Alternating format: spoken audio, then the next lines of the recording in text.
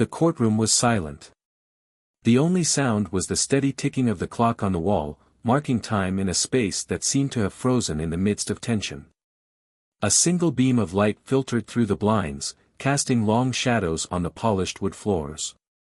At the front of the room, behind a massive oak desk, sat the judge, his stern face set with a quiet authority. On the opposite side of the room, the plaintiff's lawyer, a sharp-dressed man with a no-nonsense attitude, shuffled through his papers, preparing for the moment that would set the tone for the rest of the trial. And there, in the defendant's chair, was Elon Musk. Musk, the man who had single-handedly revolutionized industries, who had sent humans into space, and who had been the driving force behind some of the most innovative companies of the century, now sat in a courtroom, fighting for his reputation, his future, and his very empire. The billionaire tech mogul, known for his unshakable confidence and cocky demeanor, now looked surprisingly small in the sterile environment of the courtroom. His usual bravado was nowhere to be seen. His hands rested flat on the table in front of him, his fingers tapping nervously as he gazed ahead. He had faced challenges before, more than most people could even imagine. But this? This felt different. This was personal.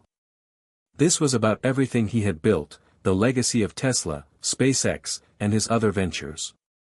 This was about proving that he wasn't just some reckless visionary who promised too much, it was about showing the world that he could deliver. But there was more at stake here than just a lawsuit. The case against him was a class action, filed by a group of investors who claimed that Musk had misled them. They argued that Musk had failed to deliver on promises regarding timelines for key products, some of which were pivotal to his company's future growth. They had been duped by his words, they said, and now they wanted compensation. Elon Musk didn't look like the kind of man who could be easily roped into a lawsuit. But here he was, facing a relentless lawyer, and an even more relentless media that was already spinning the story in every direction imaginable. Mr. Musk, the plaintiff's lawyer, spoke up suddenly, breaking the silence. His voice was calm, but the intensity behind it was palpable. Do you believe that the promises you made to these investors were realistic? Or were they merely a figment of your imagination? The room fell into an uncomfortable hush. Musk's eyes briefly flickered toward the lawyer, his jaw tightening. He had heard questions like this before, but today it felt like the world was watching more closely than ever. I believe in what we're doing at Tesla and SpaceX, Musk replied, his voice steady but carrying an edge. I believe that the future is electric, and I believe that space exploration is not just a dream, it's a necessity. But I'm also human. We make mistakes. We face setbacks. And we work as hard as we can to overcome them. The lawyer didn't flinch. But these weren't just minor mistakes, Mr. Musk. We're talking about missing deadlines that caused major financial losses to your investors. You promised the impossible. And when it didn't happen, you didn't own up to it. Musk's eyes narrowed. This was it, the moment where the courtroom would either turn in his favor or spiral out of control. He knew this was coming.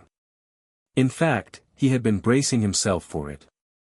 The media had been spinning his image for years, criticizing him for his bold predictions, his ambitious goals, and, most of all, his unyielding drive to change the world at any cost.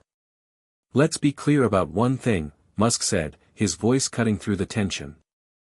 I don't apologize for having big goals. I don't apologize for pushing the boundaries of what's possible. And I certainly don't apologize for trying to build a better future, no matter the hurdles. His words hung in the air, and for a moment, it seemed as though the room had softened. But the plaintiff's lawyer wasn't done. Not by a long shot. I'm not asking for an apology, Mr. Musk. I'm asking for accountability. And what we have here is a man who promises the moon but delivers nothing more than dust. Musk's face flushed, but he quickly regained his composure. He wasn't going to let this lawyer break him. Not today. Mr. Musk, I'd like to bring in our first witness, the lawyer continued, his gaze unwavering. Musk shifted in his seat as a woman in a sharp suit walked into the courtroom. She was introduced as an ex-employee of SpaceX, someone who had been close to Musk's operations and who had worked in a critical role for several years. The woman, whose name was Ann Carter, was now sitting across from him on the witness stand, her expression cold and unfeeling. Ann's testimony began innocuously, recounting her time at SpaceX, the projects she worked on, and her role within the company. But then the questions began to dig deeper, too deep. The plaintiff's lawyer started asking about the internal struggles at SpaceX, about delays, about Musk's promises to investors and employees that hadn't been met. Mr. Musk was very aware of the delays, and said, her voice calm but firm. He knew that some of the projects were behind schedule. But he kept pushing for public announcements, telling everyone that things were on track. It put pressure on the rest of us to deliver when we simply couldn't. Musk's face tightened, but he didn't interrupt. He knew Ann was just doing her job, but hearing these words from someone who had been so close to him stung more than he had anticipated. I'll say this, though, Ann added, her eyes briefly flicking to Musk. Elon never gave up. Even when things were tough, he was always on the front lines, working harder than anyone. But sometimes, his ambitions outpaced reality. The words hit Musk like a punch to the gut. He knew what she meant. He had always pushed the limits, sometimes to the point of exhaustion. But hearing it out loud, in the context of a lawsuit, was something he hadn't prepared for. The lawyer turned toward Musk. And there you have it, Mr. Musk. Ambition without accountability. Vision without execution. Musk's heart pounded in his chest, but he kept his composure. He wasn't going to let them paint him as the villain. The room was thick with anticipation. The audience was on edge, waiting for Musk's response. He could feel the eyes of the press on him, could practically hear the media's ticking clock. It was a moment of reckoning. Elon Musk took a deep breath. I'm not here to argue about ambition or execution, he said, his voice calm but resolute. I'm here to show that no one, can achieve greatness without taking risks. Yes, we missed deadlines. Yes, we've had setbacks. But you know what? We're still here. And we're still pushing forward. And we're not stopping. His words hung in the air, and for a split second, it seemed like the world outside of the courtroom had disappeared. What would you do if you were in Elon Musk's shoes right now? How do you think you would handle a courtroom drama like this? Leave a comment with your thoughts. The trial was in full swing, but for a brief moment, Elon Musk let his mind wander. As the plaintiff's lawyer continued to speak, he found himself transported back in time, to a younger version of himself, just beginning his journey. It was a strange feeling, the way his mind shifted between the present tension and his past. How far he had come, how much he had sacrificed. Born in Pretoria, South Africa, in 1971, Elon Musk had always been a child with big ideas that didn't quite fit into the world around him. He wasn't like the other kids. While they played sports and argued about video games, Musk spent hours reading books, absorbing knowledge about technology, physics, and space. He was fascinated by the idea of escaping Earth, of reaching for the stars. But as much as he dreamed, he didn't quite fit in. His early years were marked by a sense of isolation. His parents had separated when he was young, and his relationship with his father was strained. His father, Elon Musk, was an engineer and entrepreneur, but the two had a complicated relationship. Elon was often critical of his son's aspirations, telling Elon that his dreams were unrealistic, that he would never be able to achieve them. That kind of feedback stung, but it also fueled his drive. As a child, Musk was bullied relentlessly. He was awkward, introverted, and more interested in science fiction than sports. It made school a battleground. He was often picked on for being different. But Musk, even back then, learned to channel that pain into something productive. It was in those long, lonely hours that he began to build a deep passion for technology.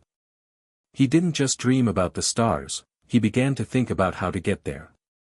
At the age of 12, he taught himself computer programming and sold the code for a basic video game, Blaster, for a few $100s. That early success was a glimpse of the brilliance that would eventually define his career. But Musk didn't stay in South Africa.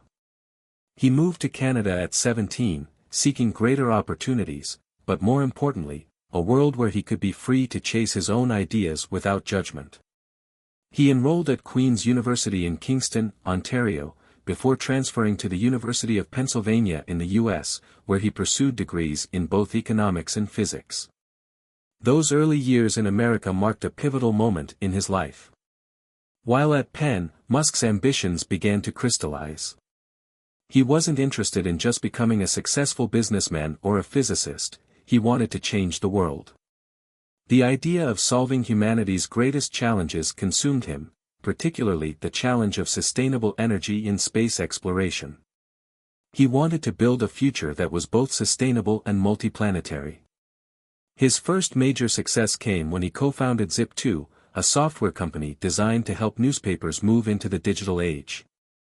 The company was sold to Compaq for nearly $300 million, and Musk, at just 27 years old, found himself a multimillionaire. But it wasn't enough. The money didn't satisfy him. It wasn't the reason he had worked so hard. So he went on to create X.com, which later became PayPal, revolutionizing the way people handled money online. After PayPal was sold to eBay for $1.5 billion, Musk turned his focus to bigger, bolder ventures, ones that could change the course of humanity's future. He poured his newfound wealth into ventures that would come to define his legacy: Tesla Motors, SpaceX, and later SolarCity. Musk was determined to make electric vehicles mainstream, to colonize Mars, and to combat climate change. But his journey wasn't without its struggles. He often faced extreme adversity. Tesla, for example, almost didn't survive the early years. The company was on the verge of bankruptcy multiple times, but Musk poured in his own money and risked everything to keep it afloat. There were plenty of naysayers, including some in the media, who predicted that Tesla would fail. But Musk had learned not to listen to them. He had faced rejection and failure his entire life, and yet he had always kept moving forward. SpaceX, too, faced setbacks. The company experienced 3 failed rocket launches, each more expensive than the last, and many believed that Musk was wasting his time. But Musk refused to give up. The success stories came with their own set of challenges. There were personal sacrifices. His marriage to Justine Musk ended in divorce, and later, his relationships with Tallulah Riley and Grimes came under intense public scrutiny. Musk's work ethic, often considered obsessive, left little room for personal life. His companies demanded everything from him, and the pressure was unrelenting. But despite the personal toll, he pushed forward, driven by the belief that the future he envisioned was worth the sacrifice. This drive, this vision for the future, was what had led Musk to this courtroom. He wasn't just fighting for his reputation or his money. He was fighting for the future of the world, for the companies that had taken years of blood, sweat, and tears to build. And yet, as the case progressed, the pressure mounted. Every decision, every word, every move he made in this courtroom would have lasting consequences, not only for his empire but for the people who depended on him to lead them into the future. In the midst of the trial, Musk's thoughts returned to the present. He glanced around the courtroom, taking in the faces of the people who had been brought in to witness his downfall. The jury, the press, the opposing lawyer, they all had their eyes on him, waiting for him to slip, waiting for him to show a weakness. They wanted him to fall. But Musk wasn't going to give them the satisfaction. As the plaintiff's lawyer began to speak again, Musk straightened in his seat. His mind, despite the weight of the trial, was sharp. He had been through worse. He had overcome every obstacle that life had thrown at him, and this was no different. The stakes were higher now, but the vision of the future that had always driven him forward was still clear in his mind. He wasn't about to let it slip away. Not now. The courtroom was tense. The air felt thick, as if every breath taken was another battle in the war of words between Elon Musk and the team of lawyers determined to tear down his empire. It was hard to ignore the sense of urgency, the feeling that each passing minute could determine whether Musk would remain the unstoppable innovator he had once been or whether this legal battle would mark the end of his meteoric rise. As the plaintiff's lawyer continued to lay out the case against him, Musk's mind raced. This wasn't just a courtroom drama, it was a fight for everything he had worked for. The tension in the air was palpable, a reflection of the immense pressure Musk was under. Yet, despite the mounting stress, he felt oddly calm. This was nothing new. He had faced challenges before, some that seemed insurmountable, and always managed to come out on top. But the more the plaintiff's lawyer spoke, the more Musk realized how serious this case had become. The charges against him weren't just about broken promises or delays, they were about something much deeper, his credibility.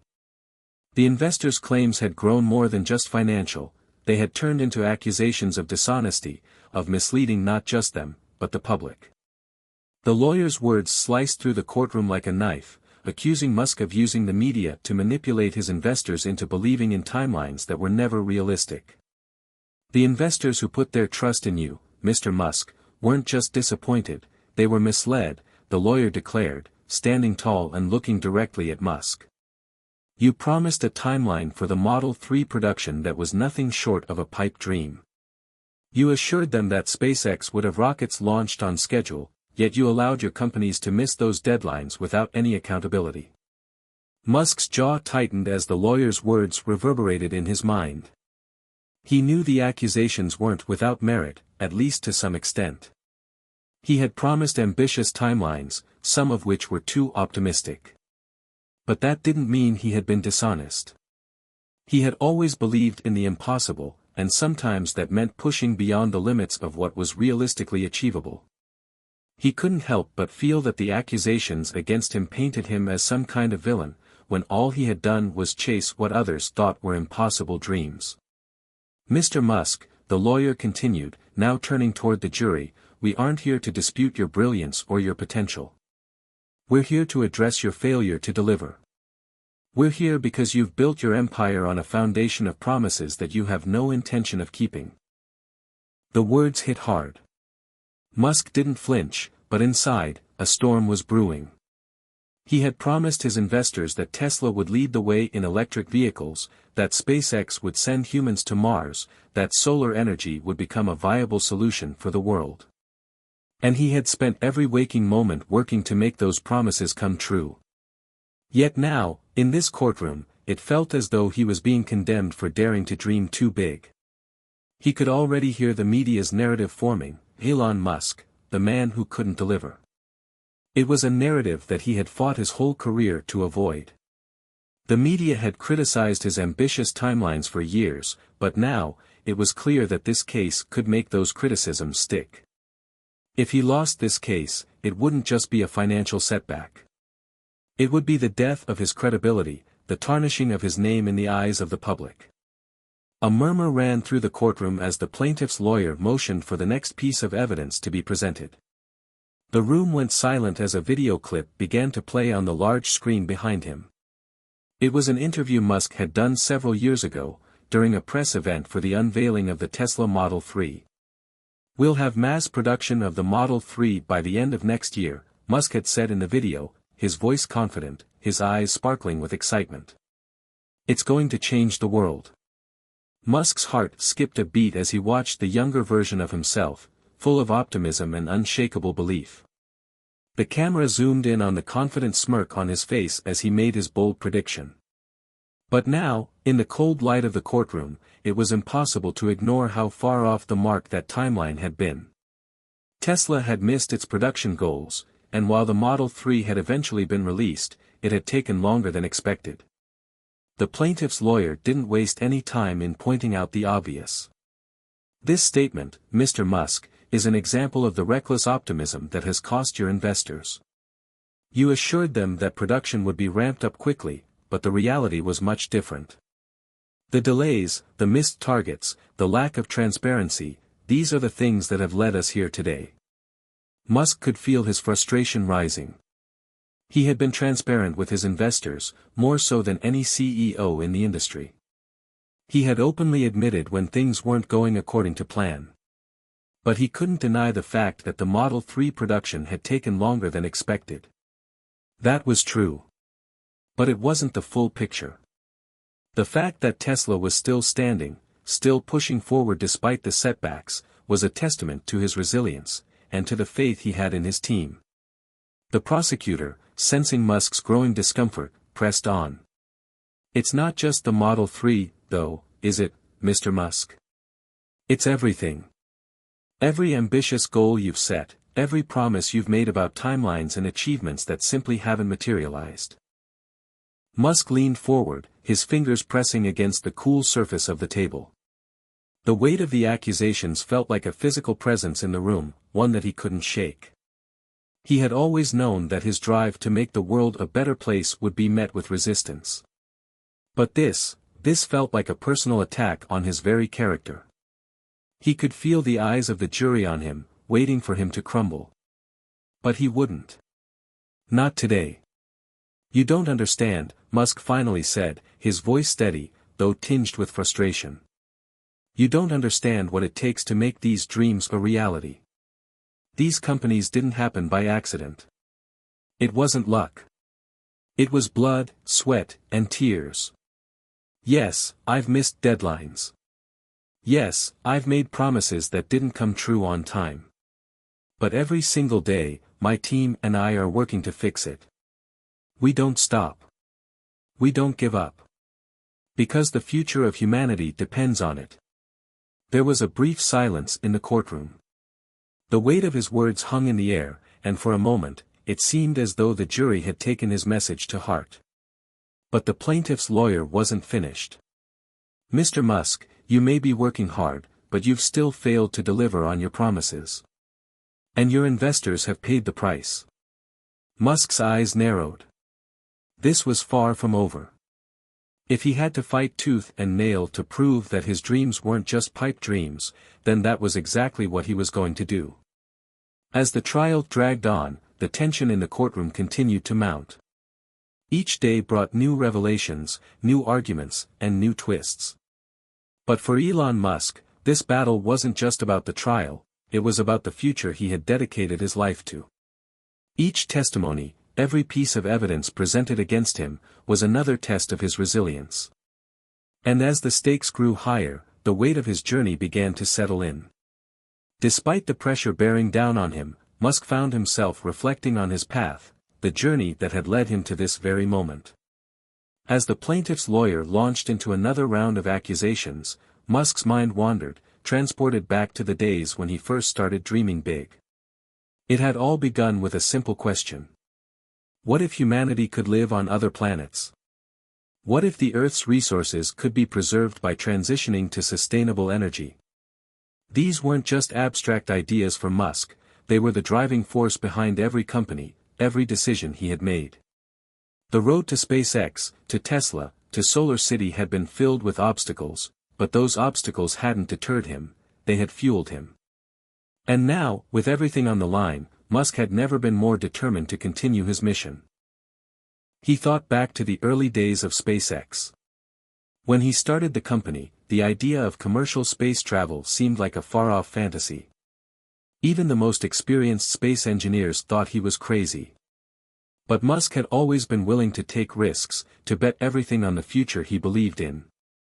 He poured his fortune into the venture, determined to prove that a private company could achieve what had once been the sole domain of government space agencies. But the first few years were brutal. SpaceX failed again and again, with 3 consecutive rocket launches resulting in disastrous failures. Each failure cost millions of dollars, and many people believed Musk was on the verge of bankruptcy. Yet Musk refused to give up. He knew that one success, just one, could change everything. He put his last remaining money into one final rocket launch, praying that it would succeed. And when that rocket, Falcon 1, successfully reached orbit, it was a moment of triumph, not just for Musk, but for the entire private space industry. It wasn't just rockets that Musk was focused on, it was transforming the entire transportation sector. Tesla Motors was another venture that was met with skepticism, even scorn. Electric vehicles were seen as impractical, unattractive, and unsustainable. But Musk didn't care what the critics said. He believed that electric cars could be both beautiful and high performance, and he set out to prove it.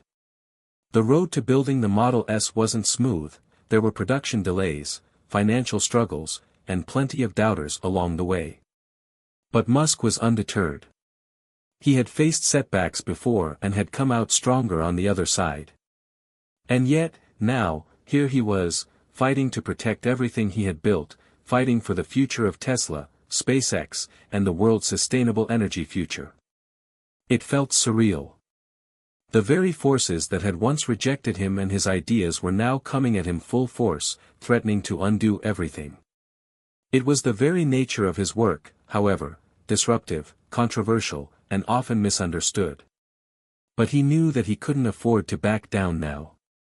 The turning point in the trial came when the defense team presented a witness, someone who had worked closely with Musk for years, Gwynne Shotwell, the president and COO of SpaceX. Gwynne had seen firsthand the lengths Musk had gone to in order to turn SpaceX into the success it was today. She had been with him through the darkest days of the company's early struggles, and she knew what it took to get to this point. As she took the stand, Musk felt a slight shift in the courtroom's energy. Gwynne Shotwell was known for her no-nonsense attitude, and her presence in the courtroom was immediately felt. She was a strong, independent leader who had built SpaceX into the powerhouse it was, but she was also deeply loyal to Musk. Her testimony was crucial, and Musk knew that her words could turn the tide in his favor. Mr. Musk has always been an idealist, she began, her voice steady and unwavering. He's always believed in the impossible. But more importantly, he has always been willing to do whatever it takes to make those impossible dreams a reality. There were countless times when SpaceX was on the brink of failure. But every time, he found a way to keep going. He never quit. She paused, her eyes scanning the courtroom as she gathered her thoughts. People like to paint Elon as someone who makes promises that can't be kept. But that's not the full picture. Elon doesn't give up. He doesn't stop until he's achieved what he set out to do. Yes, there have been delays. Yes, there have been challenges.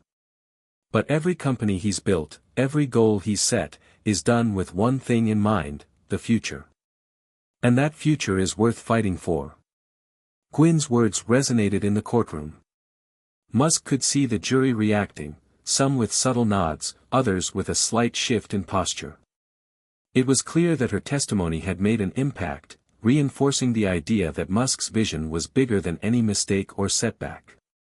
She spoke not just about his failures, but about his determination to persevere. In that moment, Musk felt a glimmer of hope. Maybe, just maybe, the jury would understand that his vision was not about perfect execution, it was about pushing humanity forward, even when the path wasn't clear. But despite this boost, Musk knew the fight was far from over. The plaintiff's lawyer wasn't done. They had more evidence to present, more questions to ask. And with each passing moment, the pressure mounted higher.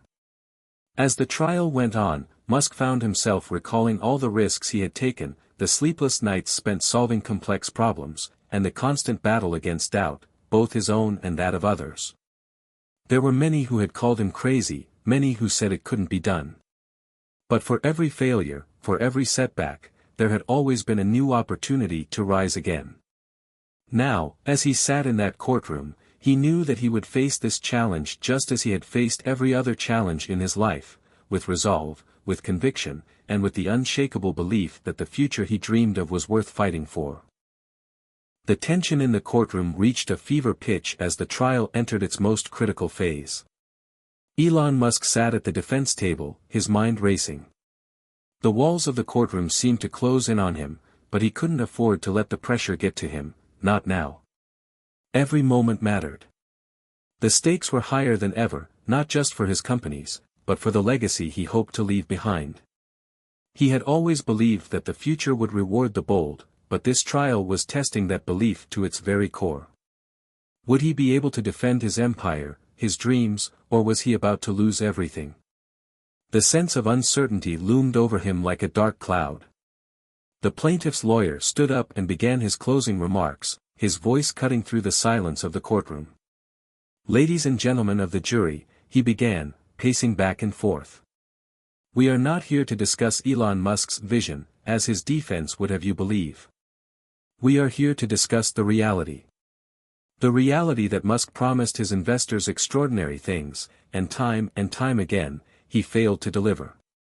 He used his name, his fame, and his promises to secure millions in investments, but he's failed to meet even the most basic expectations. We've seen how he manipulates the media, how he builds up these grand stories, only to fall short in the end. And this, ladies and gentlemen, is why we are here. Because investors trusted him, and he betrayed that trust." The lawyer's words were sharp and calculated, designed to pierce the hearts of the jury. Musk could feel the weight of those words bearing down on him. Betrayal. That one word hung in the air like a blade. He had worked so hard to prove himself, to show the world that he wasn't just another Silicon Valley dreamer, but someone with a genuine vision to change the world. And yet, here he was, accused of deceiving those very people who had believed in him. As the lawyer continued, Musk's thoughts were no longer on the trial. His mind wandered to the people who had been with him from the beginning, his friends, his family, his colleagues. He thought of the late nights spent in the Tesla factory, working on the Model 3, or the grueling days at SpaceX, staring at the countdown clock before each rocket launch. He thought of the investors who had put their faith in him, and of the hundreds of engineers and scientists who had worked tirelessly to make his ideas a reality. But what really weighed on him was the thought of his children. His mind drifted to them as he sat there in that courtroom. The thought of his kids looking at him one day and asking, "Dad, why did you fight so hard for all of this?" filled him with a deep sense of responsibility. If he lost this case, what would it mean for them? What would it mean for the future? He had built his companies to push humanity toward a better future, to make a difference. But was he putting it all at risk? Was he so blinded by his ambition that he had failed to deliver on the promises he had made? The self-doubt crept in, threatening to undo the confidence he had built over the years. And then, just as the plaintiff's lawyer reached the final lines of his argument, a figure entered the courtroom. Musk's breath caught in his chest as he turned to see Gwynne Shotwell step forward, her calm demeanor unwavering as she prepared to offer her closing statement. "Ladies and gentlemen of the jury," she began, her voice firm but compassionate, "I've had the privilege of working alongside Elon Musk for over a decade. I've seen the way he thinks.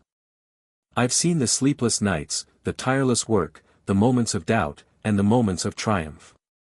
But what I've seen more than anything else is his unwavering commitment to the future. He doesn't do this for money. He doesn't do this for fame. He does it because he believes, with every ounce of his being, that the world can be better. Yes, there have been delays. Yes, some of the promises didn't come to fruition as quickly as we'd hoped. But we are talking about trying to change the future of humanity. And that is never easy. It takes time. It takes perseverance. But most importantly, it takes faith. Faith that no matter how many times you fall, you get back up. And Elon Musk is the embodiment of that faith." Her words rang out in the courtroom like a beacon, cutting through the doubts and uncertainties that had clouded the air. Musk's chest tightened, and for a moment, he allowed himself to feel the weight of her belief in him. He wasn't alone. The people who mattered most, those who knew him best, understood the passion and dedication behind everything he did. "Mr. Musk may not always meet the expectations of others," Gwynne continued, her gaze unwavering, "but he never stops trying. His vision is not just about Tesla or SpaceX or Solar City.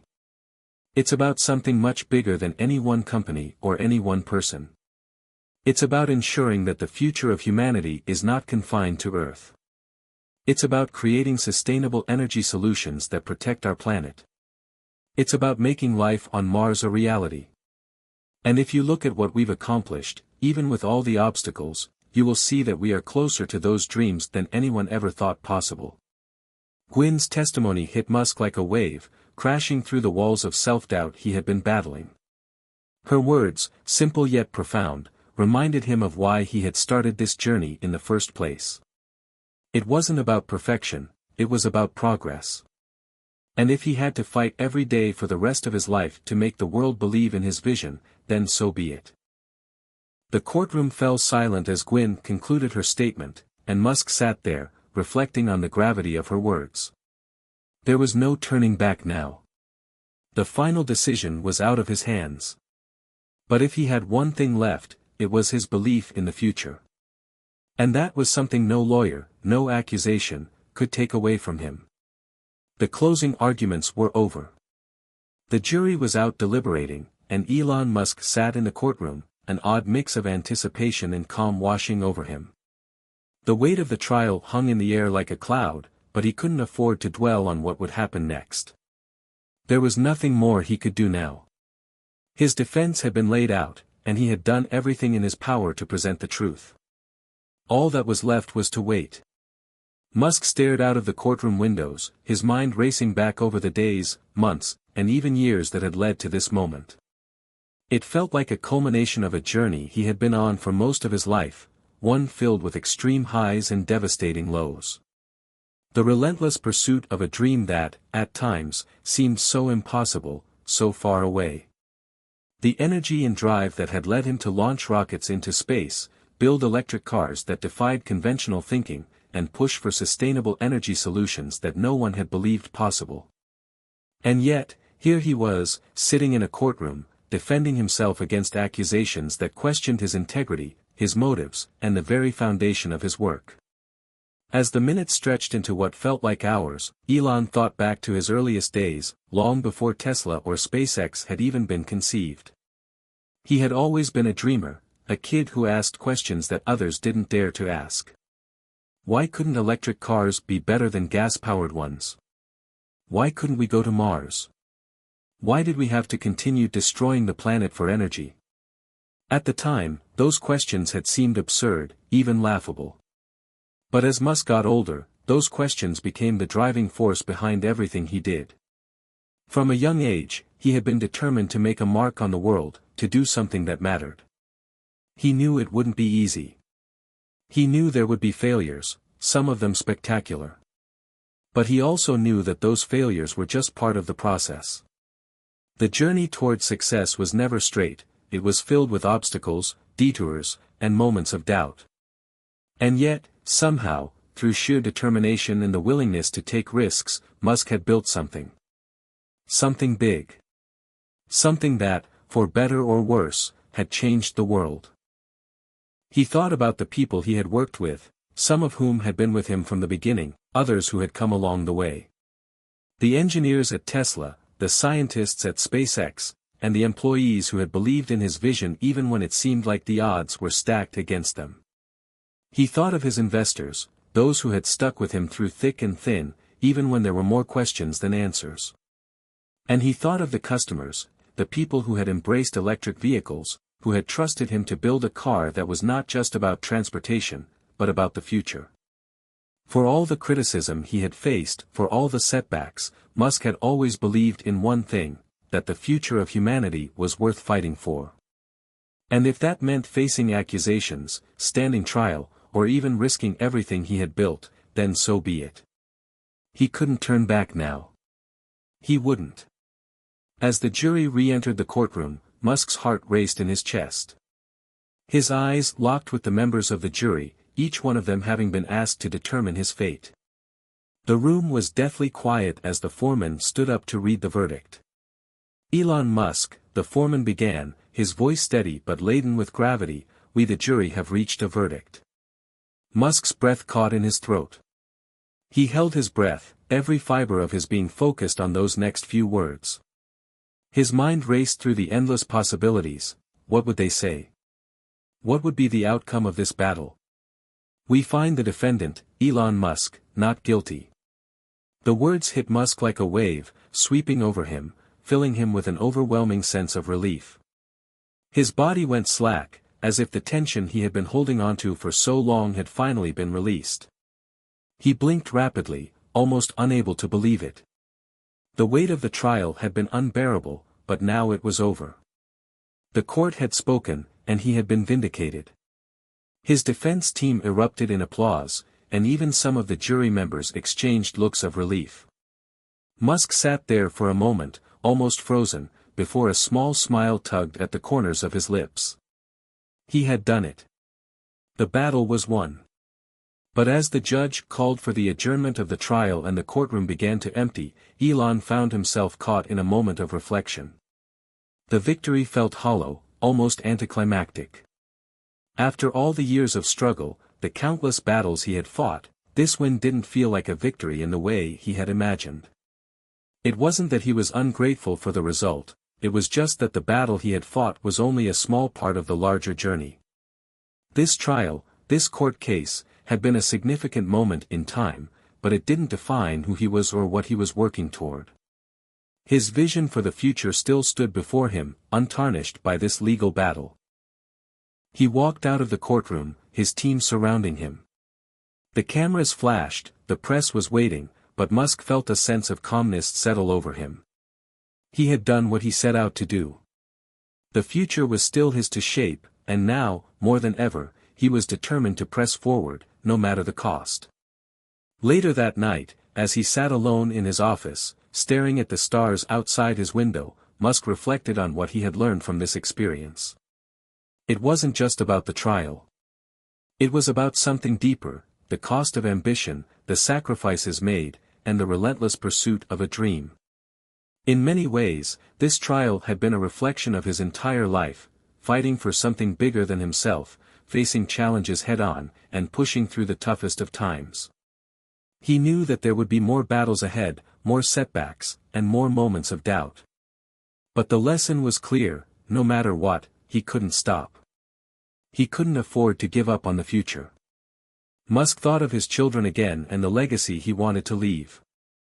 He wasn't just building companies. He was building the future. And with that, the journey continued. The days following the trial were a blur. The media coverage was relentless. Headlines flashed across screens: Elon Musk cleared of all charges, Musk wins court case, returns to work, and a new beginning for Musk and his empire. It felt like a weight had been lifted off his shoulders, but it wasn't the end. Not by a long shot.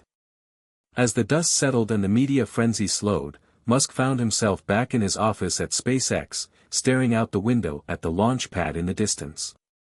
It was a clear day, the sky a brilliant shade of blue that seemed to promise endless possibilities. SpaceX had come so far since its founding, and yet, the vision was still just beginning. He was constantly pushing forward, never satisfied with where they were. The trial had been a diversion, a reminder of just how fragile everything could be. But it was also a wake-up call. He couldn't afford to be complacent. Every company he ran, every venture he led, required constant attention and innovation. One slip, one wrong decision, could send everything spiraling out of control. He glanced at the calendar on his desk. Another big launch was coming up for SpaceX, and this time, it wasn't just about sending satellites into orbit. It was about taking humanity one step closer to Mars. Musk had always believed that the future of humanity lay beyond Earth. There were countless obstacles to overcome before that vision could become a reality, but that didn't matter to him. The future was always in motion, and he was determined to push it forward, no matter the challenges. But despite his focus on the future, there was something tugging at his mind. The victory in the courtroom had come with its own set of emotions. It wasn't the kind of triumph he had expected. There was no sense of finality. No sense of closure. It wasn't like the rush he had felt when SpaceX first successfully landed a Falcon 9 rocket, or the satisfaction of Tesla's first profitable quarter. This was different. He had been so consumed by the trial that he had lost sight of what really mattered, the people around him. Gwyn's words in the courtroom echoed in his mind. She had spoken with such certainty, such conviction about the work they were doing and the future they were building. In many ways, she had reminded him of why he was doing all of this in the first place. It wasn't just about the accolades, the profits, or even the headlines. It was about the bigger picture. It was about the future. He picked up the phone and dialed Gwyn's number. It rang a few times before she answered. "Gwyn, it's Elon," he said, his voice carrying a weight he hadn't intended. "Can we meet? I've been thinking a lot about the trial. About everything." "Of course," she replied, her voice calm and understanding. "I think we both need a moment to reflect on what we've been through. How about tomorrow morning? We can grab coffee and talk." Elon agreed, and they set a time. The next morning, they met at a small cafe near SpaceX headquarters. It was a quiet place, the kind of spot where the bustle of the world seemed to fade away. Gwyn was already seated when Elon arrived, and she greeted him with a warm smile. "I've been thinking too," she said as they sat down. "About everything that's happened. About the case, about the company, and about us." Elon nodded, stirring his coffee absent-mindedly. "I can't help but feel like this trial took something from me. Like, I've been fighting so hard for so long that I forgot why I started this whole thing in the first place." Gwyn smiled knowingly. "I think that's something we all struggle with from time to time. We get so caught up in the day-to-day battles that we lose sight of the bigger picture. But that's the thing about visionaries like you, Elon.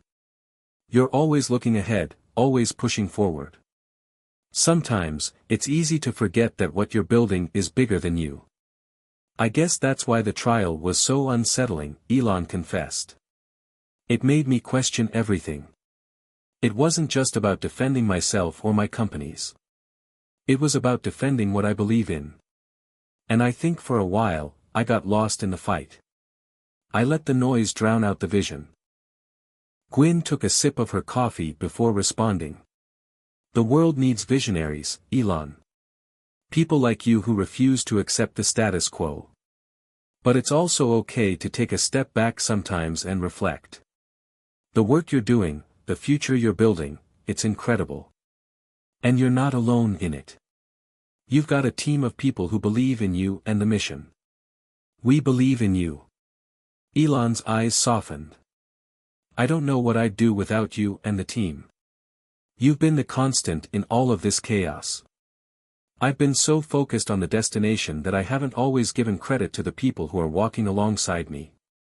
The conversation shifted to their plans for SpaceX and Tesla.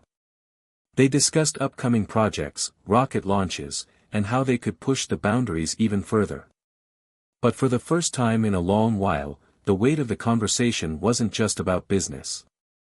It was about something deeper, the human element, the relationships, and the commitment to a vision that was bigger than any individual.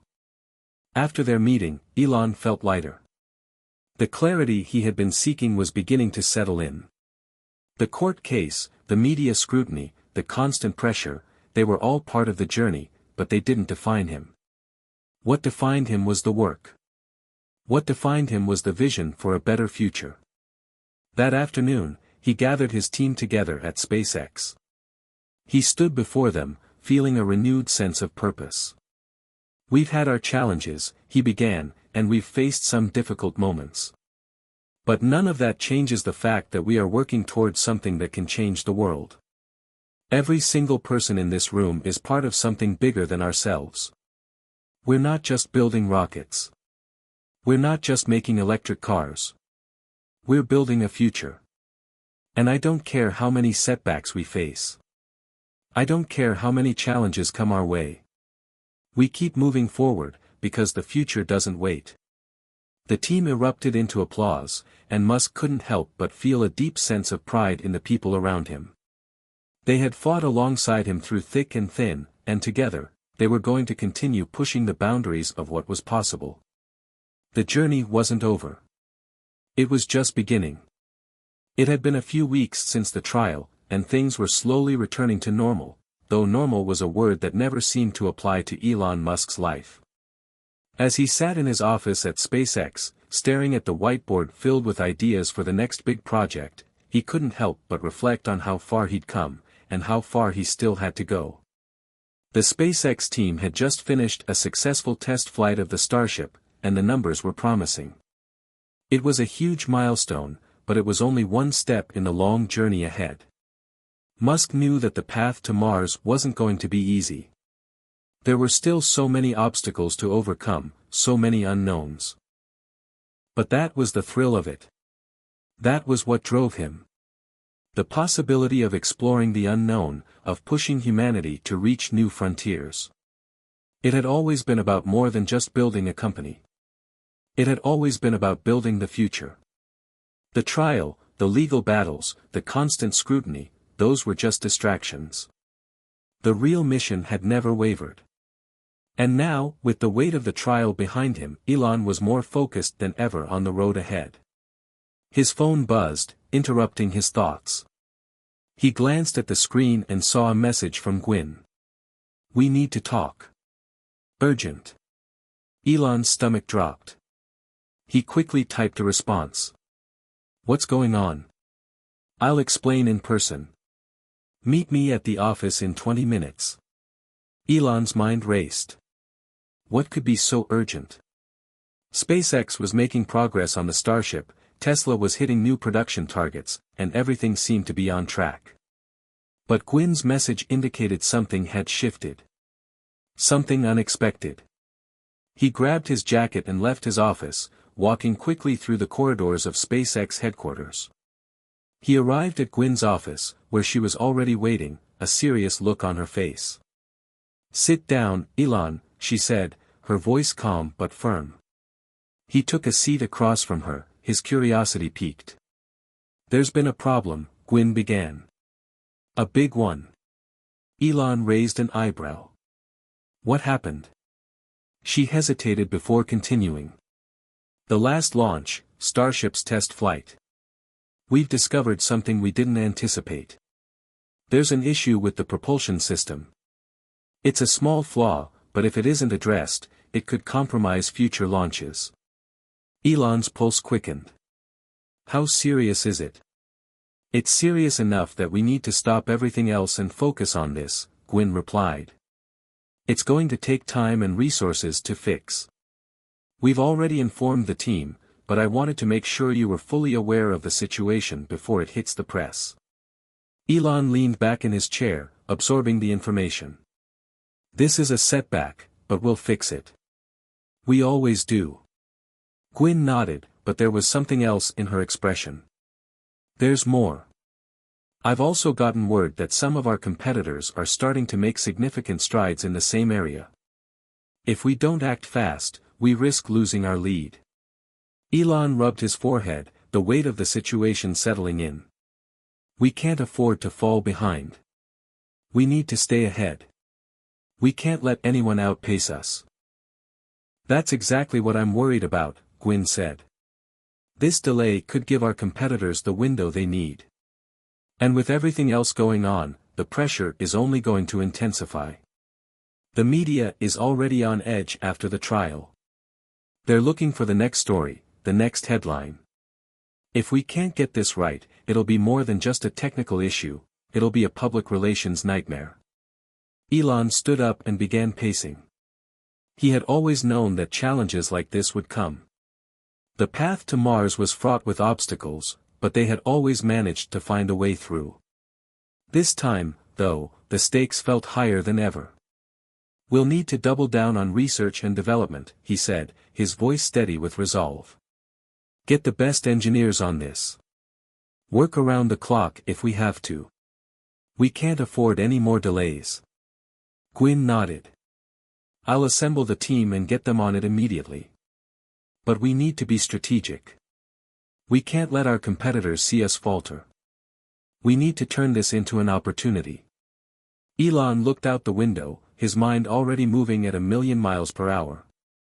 This wasn't just about fixing a propulsion system, it was about keeping their edge, maintaining their position as the leaders in space exploration. The future of SpaceX, and potentially humanity's future in space, was riding on this. "We've been through worse," he said, his voice resolute. We've faced tougher odds than this. And we've come out on top every time. We'll do it again. We'll fix this and come out stronger. As the days passed, the pressure mounted. The team at SpaceX worked tirelessly to resolve the issue with the propulsion system. Elon threw himself into the project, poring over data, meeting with engineers, and brainstorming solutions. Every minute felt like it mattered. Every decision felt like it could make or break the company's future. But as the pressure mounted, so did the sense of unity within the team. They were all in this together, working toward the same goal. The challenges they faced weren't just technical, they were personal. They were a shared mission, a collective dream of pushing humanity to the stars. And nothing, not even the fiercest competition or the toughest setback, was going to stop them. One evening, as Elon was leaving the office, Gwyn caught up with him. "How are you holding up?" she asked, her voice gentle. Elon paused, looking at her. "It's tough. But we're getting there. We'll fix the propulsion issue. I believe in the team." Gwyn smiled. "You've always believed in the team. And that's why they believe in you. You're not alone in this, Elon." He nodded, grateful for her unwavering support. "I know. And I'm thankful for that. It's not easy carrying the weight of everything, but we've got this." As Elon left the building that night, he couldn't help but feel a sense of determination wash over him. The road ahead was still long, and there were countless obstacles to overcome. But that was nothing new. The road to Mars was always going to be a challenge. And for the first time in a long while, he wasn't afraid of the road ahead. In fact, he was eager to face whatever came next. It had been weeks since the propulsion issue was identified, and the team at SpaceX was making remarkable progress. The engineers had isolated the problem, and the necessary adjustments were being made to the propulsion system. Elon could see the team's dedication to the task. They were working long hours, often late into the night, fueled by the shared belief in their mission. The pressure was palpable, but so was the focus. Elon's mind, however, was in turmoil. Despite the forward momentum, a gnawing feeling lingered, something in the air felt off, and he couldn't quite put his finger on it. It wasn't just the technical issues with SpaceX, there was something much larger at play, something that hovered just beyond the edge of his awareness. His thoughts kept drifting back to the trial, to the moments when everything felt out of his control. The court scrutiny, the media circus, and the personal toll of it all had left him feeling somewhat vulnerable. His phone buzzed with a message. "Meeting with the Tesla team in an hour. Big developments on the energy front." Elon quickly typed a response. "I'll be there." The drive to Tesla headquarters was almost mechanical. He knew exactly what to expect, a room full of engineers and strategists, all buzzing with excitement about the latest breakthroughs. He arrived a few minutes early, and when he walked into the conference room, the team was already gathered, their faces lit up with energy. "Good to see you, Elon," one of the senior engineers, Mark, greeted him. "We've got some major news. We've cracked a breakthrough on battery efficiency. It's still in the early testing phases, but we're seeing up to a 30% increase in energy storage with half the volume. It could revolutionize not just electric cars but the entire energy industry." Elon raised an eyebrow, impressed but cautious. "That's a big claim. Let's see the numbers." Mark handed him a tablet, and Elon scrolled through the data. It was promising, more than promising. It was a game changer. A 30% increase in energy storage would increase the range of Tesla's electric vehicles significantly, which would push the company further ahead of its competitors. But as always, there were risks. The technology was still in its infancy, and Elon knew how easily things could go wrong with new innovations. "This is amazing, but we need to be careful," Elon said after a long pause. "We can't afford to rush this. We need to ensure that it's stable, safe, and scalable. The last thing we need is to repeat the mistakes of the past." "We're on it," Mark assured him. We've already got a testing team in place. They'll take it through the paces before we make any public announcements. Elon nodded but couldn't shake the feeling that the weight of what was happening was bigger than just a breakthrough in energy storage. The sudden push in Tesla's advancements, the media pressure on SpaceX, and the looming deadlines, it felt like the perfect storm was brewing. One wrong move, and it could all unravel. As he sat down at the table, he decided it was time to address the elephant in the room. We can't ignore the competition either. They're catching up faster than we anticipated. We need to stay ahead. The next few months are going to be critical for both SpaceX and Tesla. The room fell silent. Everyone knew how high the stakes were, and the tension in the air was palpable. Mark, the senior engineer, broke the silence. What's the plan, Elon? First, we need to keep our heads down. Focus on quality and reliability. Get the tech right before we scale it. And second, let's prepare for some public attention. We're not just going to announce a battery breakthrough. We'll tie it to our long-term vision for sustainable energy. It's time we start making noise again. The team exchanged determined glances. Sounds like a plan, Mark said. Elon left the meeting feeling more confident about Tesla's next steps. There was no denying that the battery breakthrough had the potential to be a game-changer, but his instincts told him it wasn't just the technical hurdles they had to navigate, it was the shifting landscape of global competition, media scrutiny, and mounting expectations. The pressure to keep delivering was higher than ever. However, as much as he pushed himself and his teams to perform at the highest level, there was something that began to weigh more heavily on him. Despite all the successes, the wins, the innovations, he had started to feel like he was on the edge of something bigger. Something beyond business, beyond technology, beyond even Mars. It was a feeling that he couldn't shake. It felt like he was caught in the calm before the storm. Later that day, as the sun dipped below the horizon, Elon found himself walking through the hallways of Tesla headquarters, lost in thought. His phone buzzed again, this time a message from Gwyn. We need to meet. There's something you should know. Can you meet me at the office in an hour? Elon's heart skipped a beat. Gwyn's urgency mirrored his own growing sense of unease. Something was happening, something beyond the issues with propulsion or batteries. Something larger. As he drove back to SpaceX, the storm in his mind grew louder. Was it simply the pressure of everything that was going on? Or was it a sign, something was coming, something bigger than anything he had faced before? The drive to SpaceX's headquarters was long, the darkening sky outside mirroring the growing tension inside Elon's chest. Every decision, every move he made seemed more critical now. The weight of leading two revolutionary companies, both on the cusp of breakthroughs, was heavier than ever. But the feeling gnawing at him went deeper. It wasn't just about the work or the pressure, something in the air was shifting. When he arrived at SpaceX, he didn't even wait for the elevator. He took the stairs, his footsteps echoing through the empty hallways. He could already feel the cool air of his office, a space where he had spent countless hours focusing on what he truly cared about, space exploration, innovation, and the future of humanity. But today, something felt different.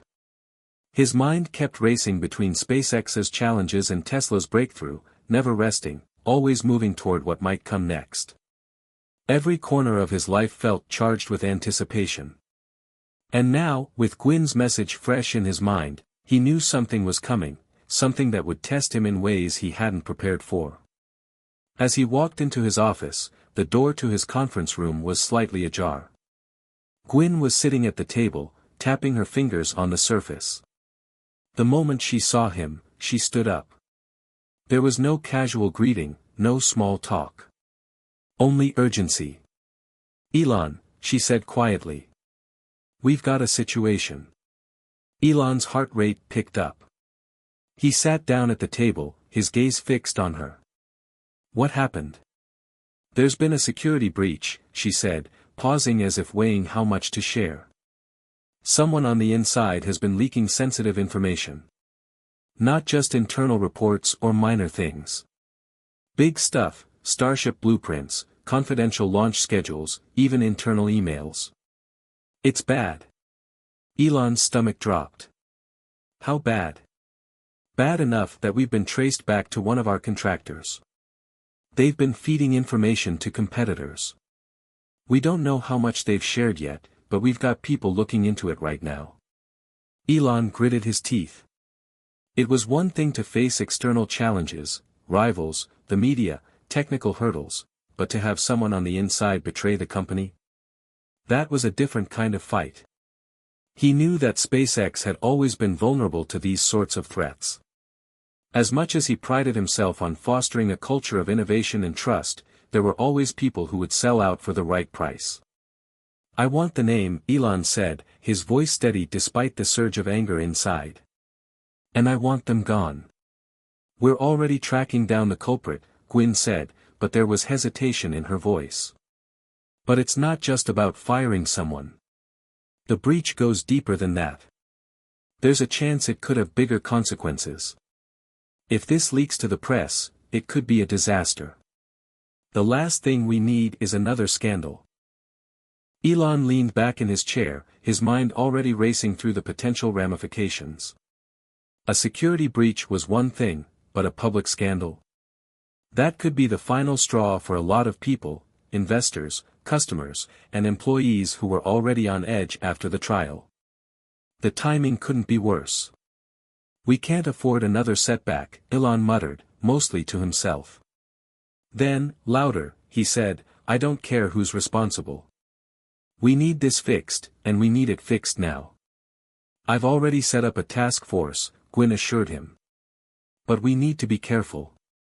If this comes to light in the wrong way, it could derail everything we've been building. Elon nodded, the weight of the situation pressing on him. I don't want anyone to know about this yet. Keep it internal. We'll deal with it discreetly. And tell the legal team to prepare for whatever fallout may come from this. Gwyn looked at him, her eyes filled with concern. Are you sure? The leak could spread. And if it does, it might be worse for us than just a technical issue. Elon's jaw tightened. He had always hated this part of the job, the behind-the-scenes maneuvering, the politics. But it was part of the territory now. We'll handle it, he said, a hint of finality in his voice. Let's get ahead of it before it gets out of control. Gwyn nodded and left, leaving Elon alone in the dimly lit office, the weight of the situation settling over him like a storm cloud. He ran his hand through his hair and stared out the window, watching the distant lights of the city flicker below. He could feel the pressure building. With Tesla's breakthrough, the ongoing issues at SpaceX, and now this breach, it felt like everything was on the edge of falling apart. And yet, despite all of it, Elon knew one thing for sure, he wasn't backing down. He never had. The rest of the evening passed in a blur of meetings and phone calls. The SpaceX team, alongside legal and security experts, was working around the clock to trace the source of the leak. Meanwhile, the Tesla team was continuing their work on the battery breakthrough, despite the mounting pressure on all sides. Elon couldn't afford to lose focus. He couldn't afford to let these challenges consume him. But as the night wore on, one thing became increasingly clear, this was just the beginning. The storm that Elon had sensed was coming wasn't just about SpaceX's propulsion issues or Tesla's battery efficiency. It was bigger than that. Someone was playing a game with him, a dangerous game, and he had no choice but to play along. The rules were shifting, and the stakes were rising higher than he'd ever imagined. As he finally left the office, the city streets before him felt eerily quiet. In his mind, the wheels were turning faster than ever. The next few weeks would be critical. He had to manage the leaks, protect his companies, and push forward with their missions. He had to stay ahead. And just when he thought the night couldn't feel any heavier, a message from Gwyn popped up on his phone. The leak's worse than we thought. We're not just dealing with one source. It's a coordinated effort. Multiple contractors. This could go much deeper. Elon stared at the message for a moment, the weight of it sinking in. It wasn't just about a single leak anymore. It was a full-on breach of trust, one that could unravel everything he had worked for. But Elon Musk wasn't the type to back down from a fight. If anything, this made him more determined than ever. The storm wasn't just coming. It had already arrived. Elon Musk is facing a massive breach of trust at SpaceX, and it's not just one leak, it's multiple. What do you think his next move should be? How do you handle something like this when the stakes are so high? Share your thoughts in the comments below. How would you confront this storm? Elon sat in his office, the weight of Gwyn's message pressing heavily on his mind. Multiple leaks, multiple contractors, all working together to undermine his companies. He'd been through many challenges in his career, technical failures, public backlash, and personal attacks, but this was different. This was a breach of trust at the core of SpaceX and Tesla, something that could shake the very foundations of everything they had worked so hard to build. As he mulled over his options, the door to his office creaked open, and in walked Gwyn, her face as serious as ever. She didn't waste time with pleasantries. "Elon, we have a problem," she said, her voice tense. "The contractors are in contact with some serious players, corporations, government agencies, competitors who are looking to get their hands on our most valuable secrets. This goes beyond a simple leak. It's sabotage." Elon's mind immediately shifted into high gear. This wasn't just a few rogue employees looking for a quick payout. This was coordinated. They were after SpaceX's cutting-edge technology, Tesla's new battery developments, and maybe even some of the private projects he hadn't made public yet. The gravity of it all hit him hard. "Do we have any leads?" he asked, his tone sharp. "We have a few names, but we can't be certain yet. Our cybersecurity team is working to track down the exact people involved, but we're facing a lot of interference," Gwyn replied, her eyes scanning the room as if waiting for a solution to jump out at her. Elon stood up and began pacing, his thoughts racing. His mind flashed back to every key moment, every team member, and every contractor that had come into contact with their confidential work. His initial instinct was to bring in the legal team, shut down everything, and move forward aggressively. But deep down, he knew that wouldn't be enough. "The competition is getting smarter, aren't they?" Elon muttered, more to himself than to Gwyn. He stopped pacing and turned to her. "What's our next step? We need to contain this. We can't afford to let anyone know how deep this goes." Gwyn nodded, clearly on the same wavelength. "We've already secured some key data points. I'll tighten the loop on internal communications, and we'll go dark on certain projects. We'll start pulling back from our more sensitive discussions and make sure everything stays within trusted circles. But I think we also need to prepare for the worst." Elon raised an eyebrow. "What's that?" "I think we need to consider the possibility that this will go public. If it does, it could get ugly. The media will have a field day, and the investors will panic," Gwyn said, her tone heavy. "We need to have a strategy in place for that." Elon clenched his jaw, thinking about the last thing he needed right now, another scandal. SpaceX was still under a microscope, and Tesla's battery breakthrough, as promising as it was, could easily be overshadowed by a corporate leak scandal. "All right," Elon said, exhaling slowly. "Let's keep this internal for now. But prepare for the worst. Start working on a narrative, something that can spin this into a positive light. If the public finds out, we need to show them that we are still in control. Not just reacting, but proactively managing the situation." "I'll get the PR team started," Gwyn said, turning to leave. "I'll also make sure our legal team is ready for any fallout. I'll keep you updated." As Gwyn exited the room, Elon turned back to his desk, his mind swirling. The weight of the situation hung over him like a dark cloud. He had worked tirelessly to build SpaceX and Tesla into the vision of the future he'd always dreamed of, leading the world into sustainable energy and space exploration. But this? This was different. This wasn't just about innovation. This was about trust. And trust, once broken, was incredibly hard to rebuild. Sitting at his desk, Elon stared at the blueprint for Starship, the very heart of SpaceX's future plans. He had always known there would be risks, that pushing the boundaries of technology meant stepping into uncharted territory. But this felt different. If the leaks were as widespread as Gwyn suggested, this could compromise everything. His phone buzzed. Another message from Gwyn. The team has identified several of the contractors involved. We're pulling them in for questioning. Elon's heart skipped a beat. Finally, they were starting to get somewhere. But even as the answers seemed to be within reach, another thought crept into his mind. Who could he trust now? Was anyone truly safe from betrayal? The day passed in a blur. Meetings, calls, strategy sessions. Elon barely had time to eat or rest. It felt as if the pressure was closing in from all sides. Finally, late that evening, after a long and grueling round of updates with his team, he found himself alone in his office again.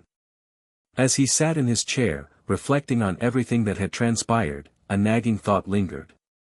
The more he considered the situation, the clearer it became that this wasn't just about protecting SpaceX and Tesla. This was a battle for the future of technology, the future of innovation itself. Whoever was behind the leaks, and the sabotage, had an agenda. They weren't just trying to cripple SpaceX or Tesla. They were trying to control the very technologies that would shape the next century. The realization struck him like a bolt of lightning. This was bigger than just corporate espionage. This was a fight for the future. Elon sat up straighter in his chair. He wasn't just going to let this happen. Whoever was behind this would pay the price for underestimating him. SpaceX and Tesla were more than just companies to him, they were the vehicles of his larger vision for humanity. He wasn't going to let anyone take that away from him. The storm was getting closer. But he was ready. He would fight, and he would win. The following days passed in a blur of tense strategy sessions, late-night meetings, and high-pressure decision-making. Elon was no stranger to intense situations, but this was unlike anything he'd faced before. Every moment felt like a tightrope walk, each decision carrying weight, each move critical not only to the future of his companies, but to the vision he had poured his life into. In between the chaos, there was still work to be done. Tesla's battery breakthrough was still advancing, and SpaceX was preparing for another crucial launch. The media buzz around both companies had reached a fever pitch, but Elon knew better than to let it distract him. His eyes were set firmly on the prize, the future. But every time he let his guard down for even a moment, a new wave of uncertainty threatened to break through. His phone buzzed on his desk. It was a message from Gwyn. We've made a breakthrough. We've identified 2 of the contractors responsible for the leak. They're being questioned now. No time to waste. We need to act fast. Elon's heart raced. Finally, after days of dead ends and speculation, they were closing in on the people who had betrayed him and his companies. It was a breakthrough, but it wasn't enough. He needed more. He immediately sent a reply. Get me everything. Names, contacts, files, communications. I need to know who they've been talking to and what they've shared. No stone left unturned. The response came quickly. Understood. We're on it. Elon put his phone down and leaned back in his chair. His mind was still whirring with possibilities. What were the contractors after?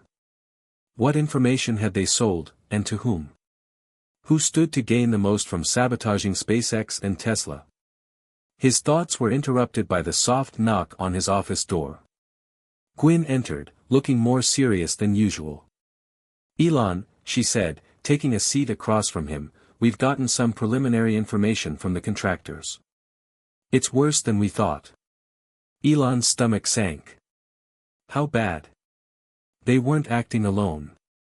The contractors were working with outside agents, companies and individuals who've been targeting SpaceX and Tesla for years. We're talking about high-level corporate espionage, Elon. And this isn't just about the money. They've been systematically undermining our progress, delaying critical projects, planting misinformation, and spreading our internal plans to competitors. Elon's mind raced as Gwyn spoke. High-level corporate espionage wasn't something he had prepared for. He had always known that competition would be fierce, but this was different. There were people out there who were actively trying to destroy everything he had built. What do we know about these outside agents? Elon asked, his voice steady despite the storm brewing inside him. We're still gathering intel, Gwyn replied. But we do know that they have significant backing. It's not just a few rogue actors. These are well-organized, well-funded groups with powerful connections.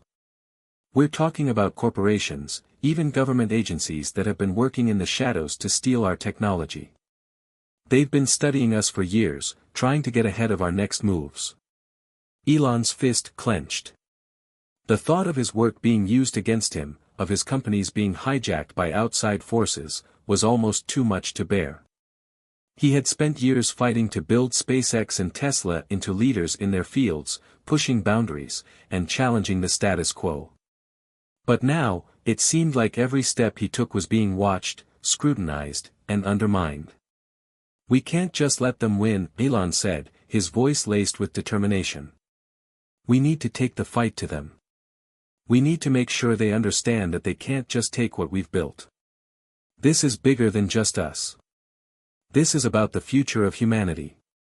Gwyn nodded, her eyes hardening with resolve. We're already putting measures in place. The team is working on securing everything we can. We'll take this fight to the highest levels, and we'll make sure the world knows what's really going on. Elon stood up, pacing around the room. The stakes had never been higher. If he didn't act quickly, the technology that he had built would be stolen, sold to the highest bidder, and twisted into something that could harm the future, not help it. He couldn't let that happen.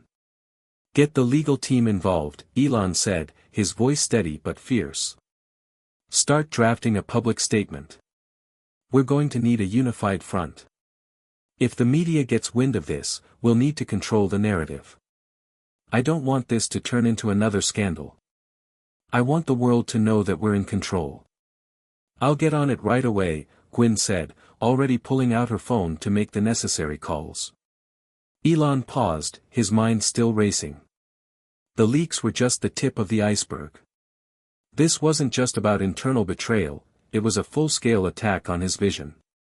His competitors, those who were threatened by the advancements Tesla and SpaceX were making, had found a way to go on the offensive. And they were willing to go to any lengths to destroy what he had built. But Elon Musk was not one to back down from a fight. Not now. Not ever. As Gwyn left to get started on the PR and legal strategy, Elon remained in his office, the night stretching out in front of him. The quiet was almost deafening, but in his mind, the noise was louder than ever. There was a battle ahead, and the next few weeks would determine not just the future of SpaceX and Tesla, but the very future of innovation itself. The calm before the storm was over. The following week was a whirlwind. The pressure of managing not just the ongoing challenges at SpaceX and Tesla, but the looming threat of corporate espionage, weighed heavily on Elon. Every decision felt like it could be the tipping point. The leaks, the betrayal, it all felt personal now. This wasn't just about defending his companies. This was about defending the very future of technology and humanity's progress. In the war room, a sleek, dark-paneled conference room with a wall of monitors, the team gathered. The atmosphere was thick with tension. Gwyn, Elon, the legal team, the cybersecurity experts, everyone who was in a position to help was there, focused and ready to tackle the problem head-on. Every person in that room knew that they were standing on the edge of something enormous, and the stakes couldn't be higher.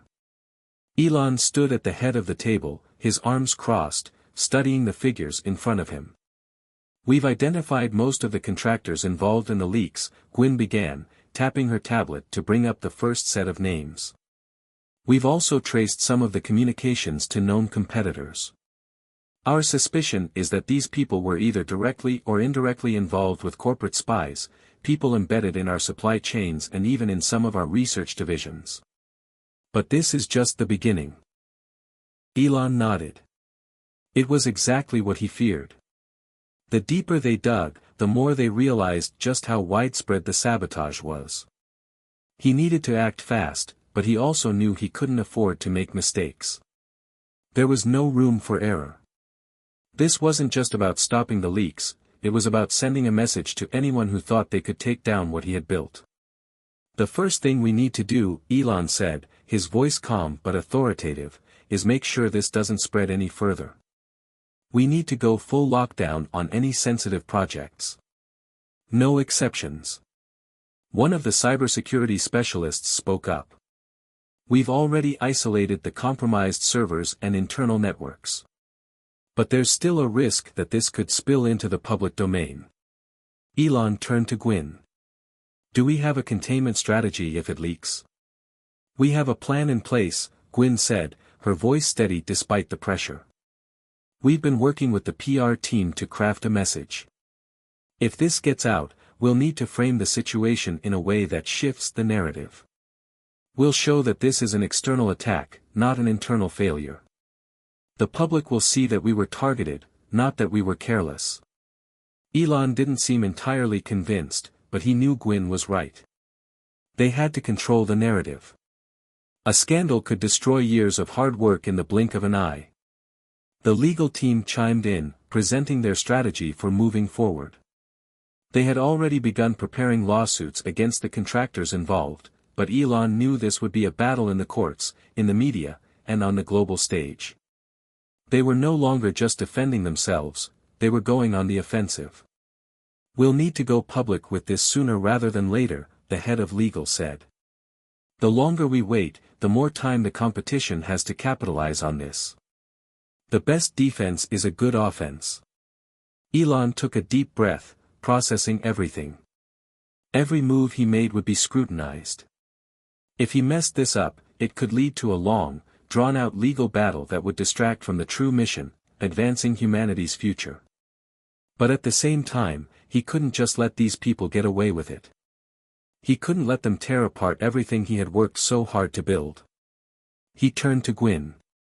I need a statement ready by the end of the day. We'll release it on our terms. And make sure the investors know we're handling this. The media will spin it, but if we're transparent and proactive, they won't have much to latch onto. Gwyn nodded, already beginning to draft the communication. I'll make sure it's in your hands in a few hours. Elon walked to the window, his eyes scanning the horizon. The city sprawled beneath him, a reminder of the future he was trying to create. But now, that future seemed more fragile than ever. A feeling of unease washed over him, but he fought it back. He couldn't afford to show weakness. Not now.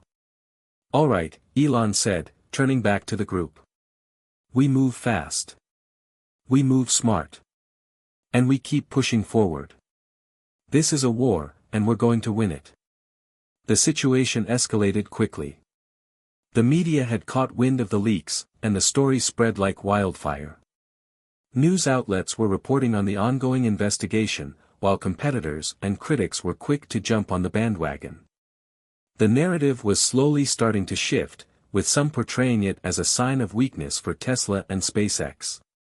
Elon knew they needed to act fast. The release of the statement was crucial now more than ever. That evening, the statement went live. The press release outlined the discovery of the sabotage attempt and the company's swift action to identify those responsible. It made it clear that SpaceX and Tesla had been targeted, but were fully in control of the situation. The company had taken immediate action to tighten security protocols, strengthen internal investigations, and safeguard sensitive information. It wasn't a perfect statement, but it was the best they could do under the circumstances. The public response was mixed. Some rallied behind Elon, supporting his commitment to transparency and quick action. But there were others who questioned whether the companies were truly secure, or if this was just the beginning of a deeper issue. The media had a field day with the narrative, dissecting every angle and fueling speculation about the future of both companies. Elon wasn't concerned with the media frenzy. What mattered now was moving forward. The battle was far from over. He knew this was just the beginning. The days following the press release were a whirlwind of non-stop meetings, intense media scrutiny, and escalating tension. The media was relentless, with new reports popping up daily about the corporate espionage targeting Tesla and SpaceX. While some headlines were supportive, highlighting the quick response and transparency from Elon and his companies, others painted a more sinister picture, suggesting that the leaks were a sign of deeper systemic issues at Tesla and SpaceX. But Elon had learned long ago not to trust the media's narrative. The truth was often more complicated, and this time, he knew the fight was only just beginning. As the dust settled, Elon focused on what he could control.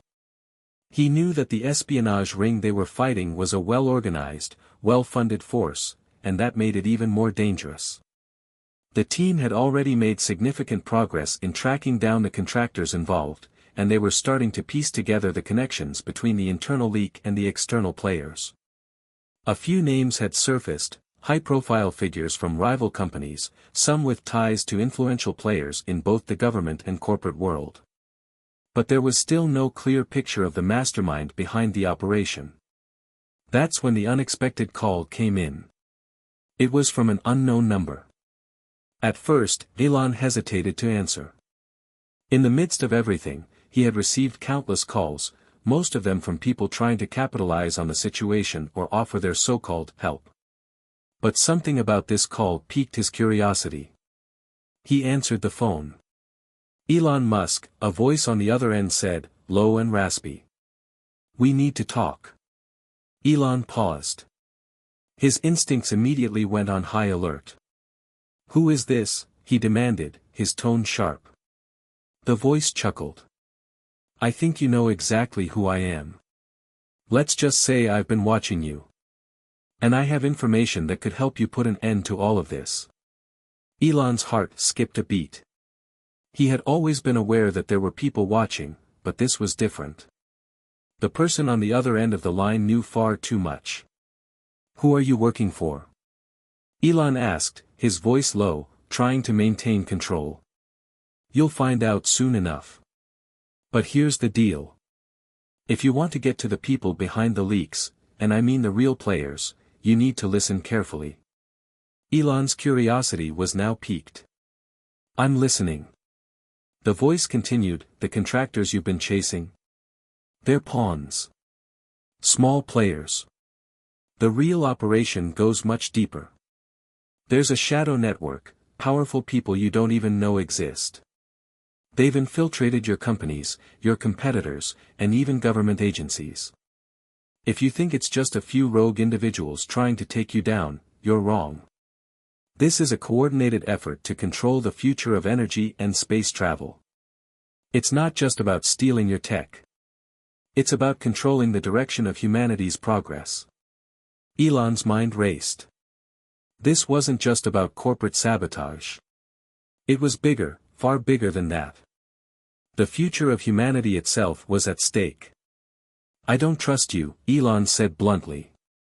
"Why should I believe you?" The voice chuckled again. "You don't have to trust me. But trust this, there are people inside your own organization, in your inner circle, who are feeding information to these players. The leaks you've uncovered are just the beginning. You need to act fast, Elon. You're in a race against time. And if you don't make the right move soon, it will be too late." The line went dead before Elon could respond. He stared at his phone in disbelief. His mind was buzzing with questions. Who was that? What was their agenda? And how did they know so much about what was going on inside his companies? As unsettling as the call was, it also confirmed something Elon had suspected all along: there were forces at play that were far beyond what he had originally thought. The espionage ring was not just a few contractors trying to make a quick buck. It was part of a larger, more dangerous operation. Elon gathered his closest team members for an emergency meeting. Gwyn, his chief legal counsel, and the heads of security and intelligence were present, sitting around the long, glass conference table. The tension in the room was palpable, but Elon remained calm, his mind focused on the task at hand. "We have a problem," he began, his voice steady. "I just received a call from someone claiming to know the full extent of what's going on. This isn't just about some leaks. We're being targeted by a shadow network, people inside our own organization, competitors, and even government agencies." Gwyn's eyes widened in shock. That's a serious claim, Elon. Are you sure?" "I'm not sure of anything right now," Elon said, shaking his head. "But I'm starting to think this goes deeper than we initially thought. The leaks, the sabotage, it's all part of a coordinated effort. And we're not just dealing with a few bad apples. We're dealing with people who have an agenda to control the future of energy and space travel." A heavy silence filled the room.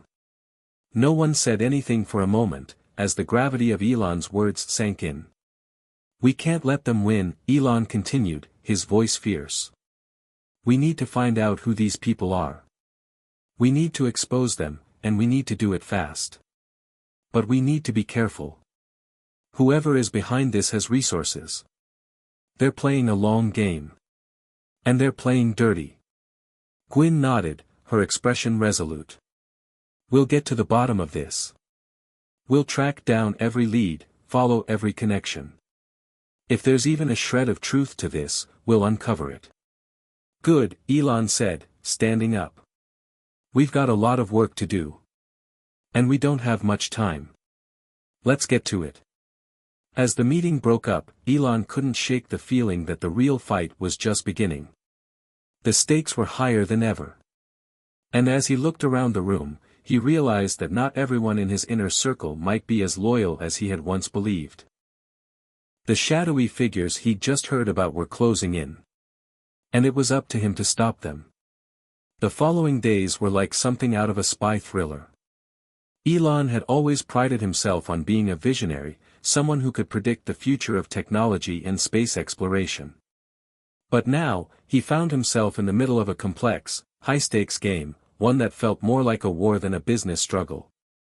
With the phone call still fresh in his mind, Elon couldn't shake the feeling that he was being watched, that every decision he made was being observed by unseen forces. The shadow network was real. The voice on the other end of the line wasn't just some prankster, it was someone who knew too much, and that terrified him. He couldn't trust anyone anymore. Not fully. The next step was clear, he needed to go deeper. If there was even a fraction of truth to the call he'd received, then there were people within his own ranks feeding information to those responsible for the sabotage. The question was, who? Elon didn't trust many people in his inner circle to begin with. Trust, for him, was hard-earned, and he had learned the painful lesson that not everyone who appeared loyal was actually on his side. As he walked into his office early that morning, he knew the time for assumptions was over. It was time to start digging into the people around him. He called Gwyn and his security lead, Simon, into his office. "We need to conduct a full internal audit," Elon said without preamble. "Every department, every contractor, every employee. I don't care if they've been with us for years. If there's even a hint of suspicion, we investigate them." Gwyn raised an eyebrow. "Elon, we've already made considerable progress tracking down the external contractors involved. The leaks seem to stem from there, and we've been isolating the sources. Are you sure we need to turn the focus inward right now?" "I'm sure," Elon replied, his voice unwavering. "Whoever did this is embedded deep. It's not just some rogue contractor with a grudge. These people know how to operate under the radar. They've infiltrated not just SpaceX and Tesla, but other parts of the tech world too." Simon, the head of security, leaned forward. "We'll need to ramp up surveillance. The internal audit won't be easy. We can't just rely on regular security protocols. We'll need to be much more aggressive. Elon nodded. Do whatever it takes. But we need results. Fast. The internal audit was already underway, and the atmosphere inside SpaceX and Tesla's headquarters was tense. Employees were growing increasingly nervous as the team ran background checks, analyzed communications, and monitored internal systems for any signs of compromise. No one could be trusted, not even those who had worked by Elon's side for years. At the same time, Gwyn and her legal team were pushing forward with the public-facing side of things. The media was still buzzing about the leaks, but SpaceX had weathered the storm so far. The statement Elon had issued had been successful in calming investors, but the true battle was taking place behind the scenes. It wasn't just about controlling the narrative anymore. It was about finding the people responsible for betraying everything Elon had built. And with each passing day, the web of deceit seemed to grow more tangled. Elon spent his nights in a dimly lit war room, going through endless dossiers on employees, contractors, and competitors. It felt like an impossible task, but he couldn't afford to let anyone slip through the cracks. The deeper he dug, the more disturbing the connections became. One evening, Gwyn came to him with news. "We found something interesting," she said, her voice tense. "One of the contractors you approved for the Mars program, Martin Silva, has a history of working with one of your competitors, but there's something else. We've traced his communication logs, and he's been in touch with a high-ranking government official who has ties to some of your fiercest rivals in the industry. It looks like he's been feeding them sensitive data for months." Elon's heart sank. "How did we miss this?" "We didn't," Gwyn replied. "We trusted him. He's been playing both sides." "Find him," Elon snapped. "Now." By the time they tracked down Martin Silva, he had already disappeared. His phone had been turned off, and his whereabouts were unknown. But Elon wasn't about to let him slip away without a fight. The walls were closing in, and if there was anyone who knew more about the Shadow Network, it was Silva. The team began pulling every available resource to track him down. They dug through surveillance footage, examined financial records, and even used advanced AI systems to monitor potential communications that could lead them to him. But there was something else that had been bugging Elon since the moment Gwyn had mentioned Silva's name. Why did Silva go rogue? What did he stand to gain from betraying SpaceX, from undermining everything they were working for? It wasn't about money, Elon knew that much. The contractors involved in the leak weren't just in it for a paycheck. There was a larger game at play. As Elon sat back in his chair, the pieces of the puzzle slowly started to come together. The leaks weren't just about sabotaging his companies. They were about destabilizing the entire space and energy sector. And whoever was behind it had no intention of stopping until they'd taken everything from him. But who was the mastermind pulling the strings? Elon leaned forward, his fingers tapping against the desk as the realization hit him. The person behind it all was someone he had never suspected. It was someone who had always been in the background. Someone who had played the game of deception far better than Elon had ever imagined. It was late when Elon received another call. He was exhausted, his mind still reeling from the implications of what he had just discovered. This time, there was no voice on the other end, just silence.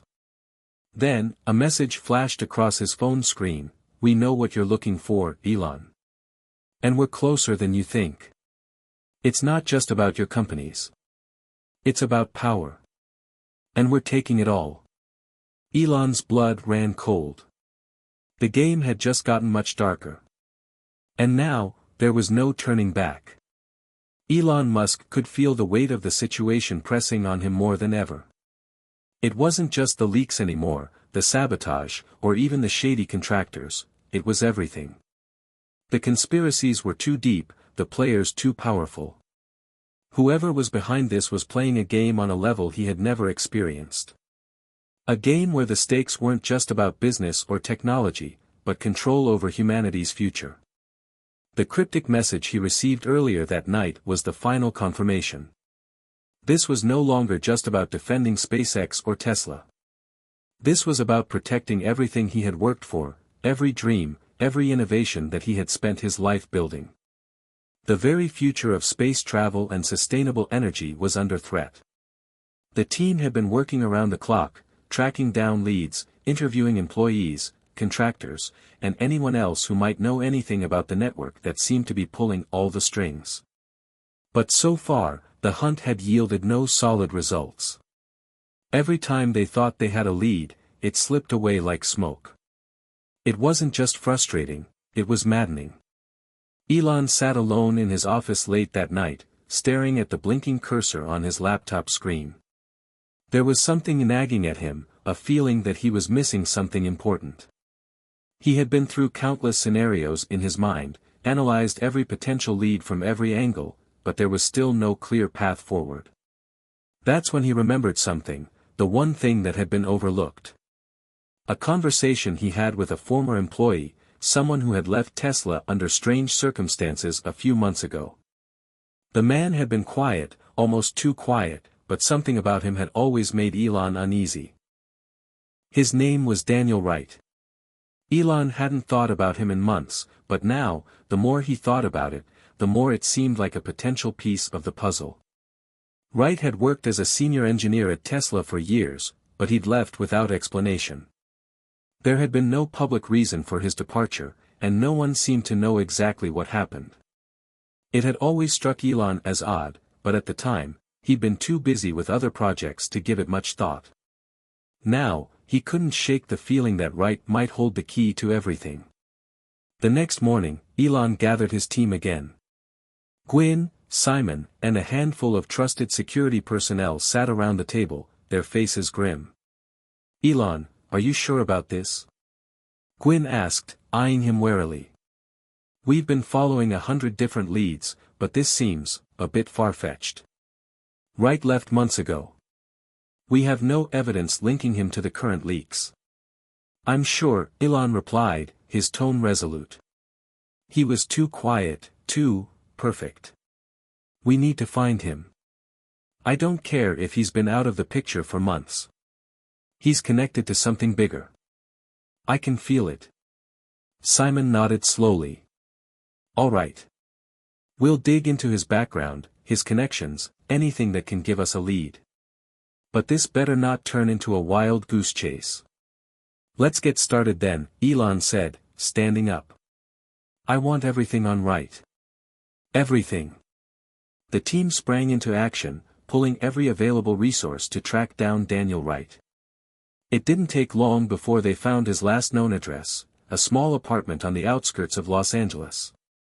But when they arrived, they were met with an eerie silence.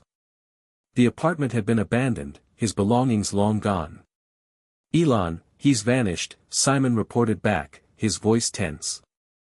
"There's no sign of him. It's like he never existed here." "That's not possible," Elon muttered. "He has to be somewhere. Someone has to know where he went." The search continued, but the deeper they dug, the more elusive Wright became. It was as though he had fallen off the face of the earth. No one seemed to know where he had gone, and the few people who had been in contact with him were strangely unhelpful, offering vague responses or nothing at all. Then, a breakthrough came.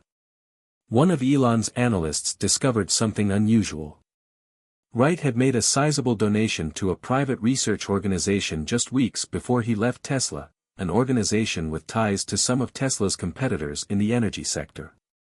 The name of the organization was vague, hidden behind layers of shell companies and complex financial transactions, but the connections were there. Elon's pulse quickened. This was it. They were getting closer. Elon, Gwyn, and Simon convened again in his office, going over the new information. The private research organization was based in Palo Alto, a few miles from Tesla's headquarters, and its funding was traced to a series of offshore accounts. These accounts were linked to people who had previously been involved in high-stakes corporate espionage in Silicon Valley. "This could be the break we needed," Gwyn said, looking over the documents on the table. "It seems like Wright was more than just an engineer at Tesla. He was deeply involved with these shadowy players. But what was he working on? Simon crossed his arms. It's clear now. This isn't just a corporate rivalry. Someone's trying to play a much bigger game, one that involves a lot more than just stealing tech. Elon nodded, his mind racing. They've been planning this for years. This was always going to happen. But what's their endgame? Why target us? Why now? Gwyn stood up, flipping through the files. This research organization, if it's even truly a research organization, has been involved in high-risk projects that could potentially shift the entire energy landscape. It's tied to major government contracts, too. This isn't just about sabotage anymore. It's about disrupting the entire industry. Elon felt the hairs on the back of his neck stand up. The pieces were starting to fit together, and they formed a picture more dangerous than he could have imagined. Elon, Simon said, breaking the silence. We need to prepare. Whoever is behind this has more than just financial backing. They've got influence, connections, and most importantly, they've got time. Elon's mind was already a step ahead. We'll stop them before they get any further. We're not just fighting for our companies anymore. We're fighting for the future.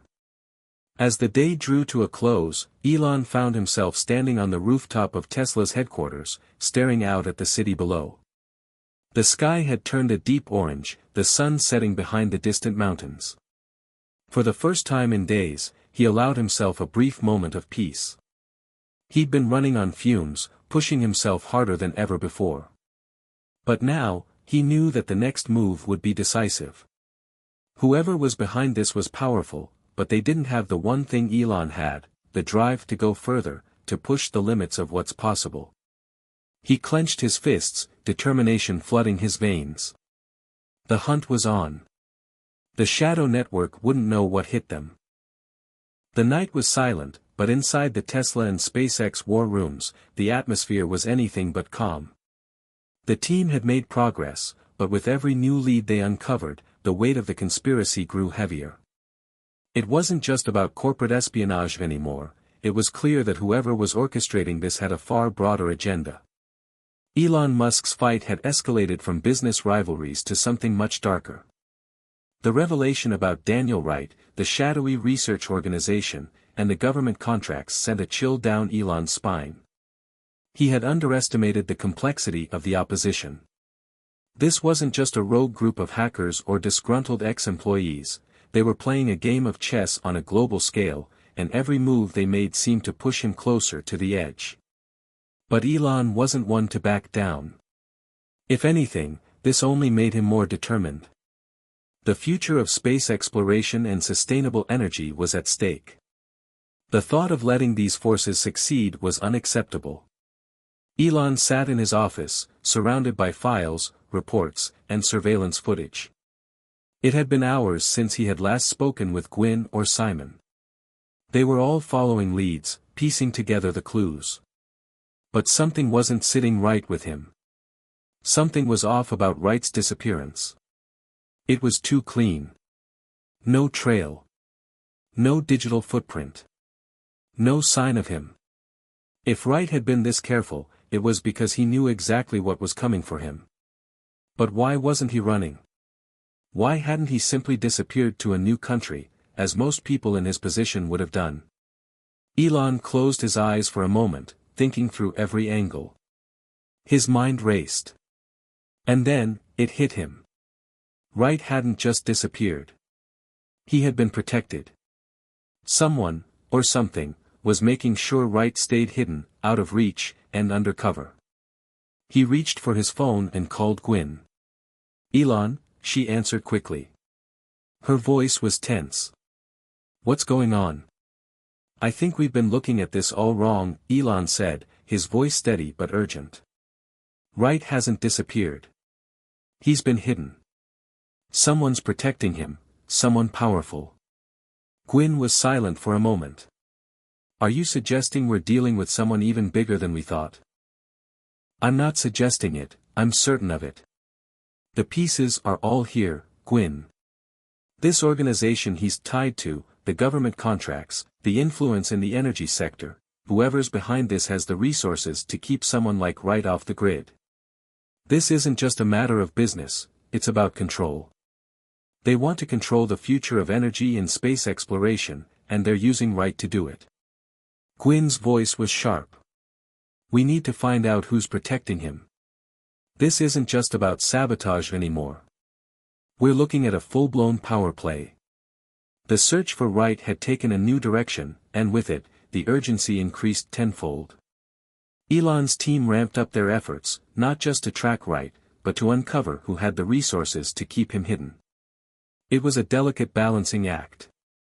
They couldn't afford to alert the people behind the operation, they were playing for keeps, and the moment they realized they were being hunted, they would go on the offensive. Elon couldn't shake the feeling that they were being watched. His every move felt scrutinized, as if the very air around him was charged with tension.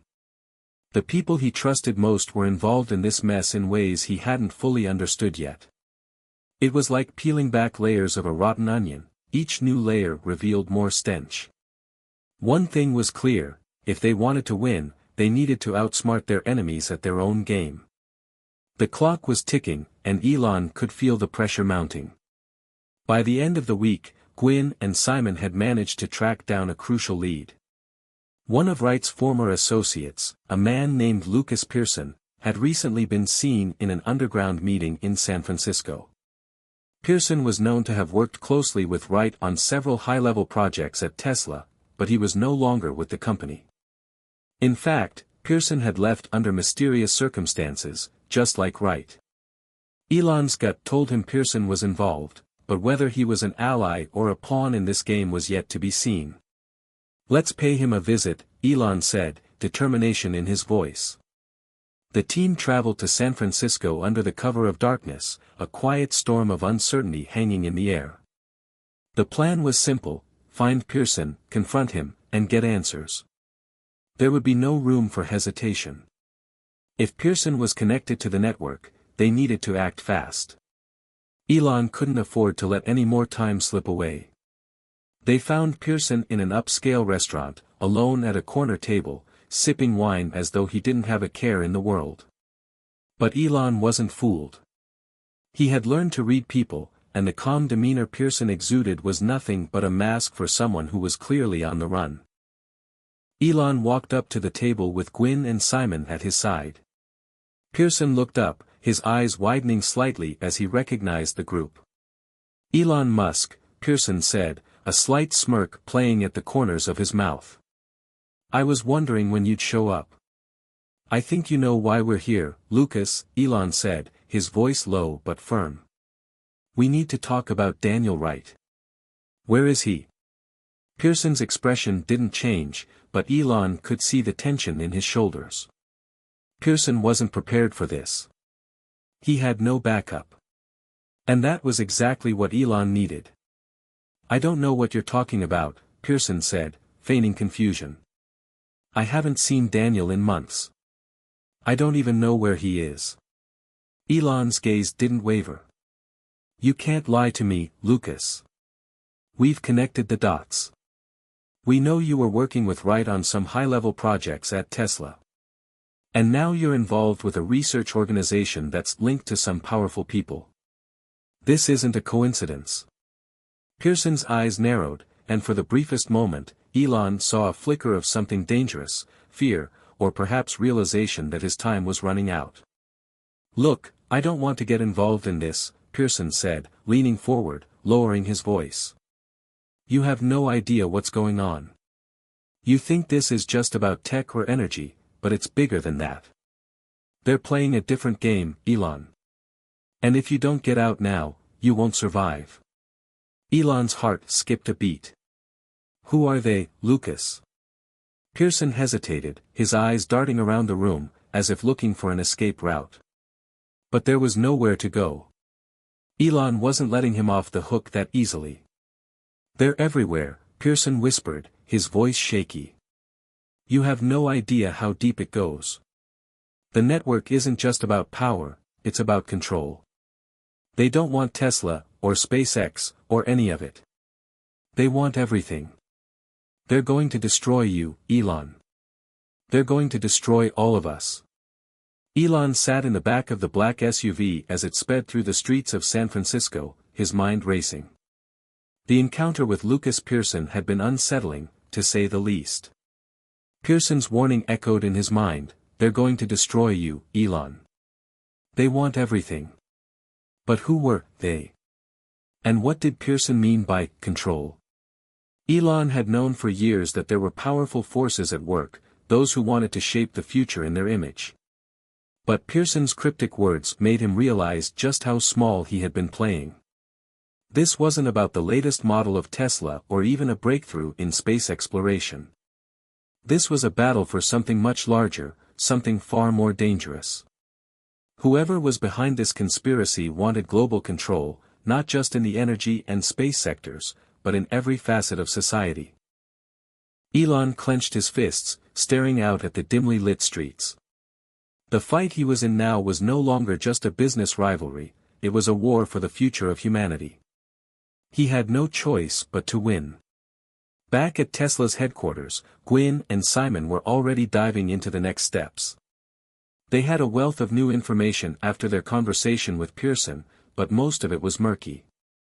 The research organization, while allegedly focused on clean energy and space exploration, was actually a front for something much darker. Its funding came from a maze of shell companies, offshore accounts, and murky government contracts, all signs of a deeper, hidden agenda. Gwynn's voice crackled over the intercom, interrupting Elon's thoughts. Elon, we've been looking deeper into the organization. It's much worse than we thought. They've been infiltrating every part of the tech world, biotech, defense, energy. They've got tentacles everywhere. And worse, they've been using their resources to manipulate markets, destabilize governments, and control the flow of information. Elon's mind clicked into overdrive. This wasn't just a corporate rivalry anymore, this was an organized, multi-billion-dollar operation to reshape the world's power structures.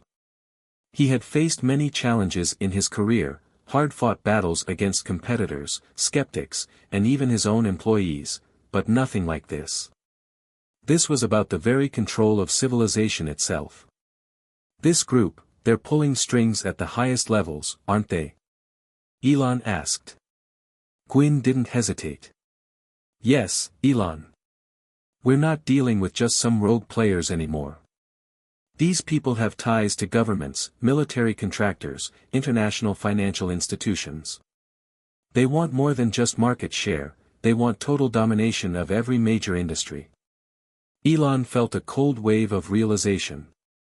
Whoever was orchestrating this had been planning for decades. They weren't just competing for resources, they were competing for control over the future. If they succeeded, the world would be at their mercy.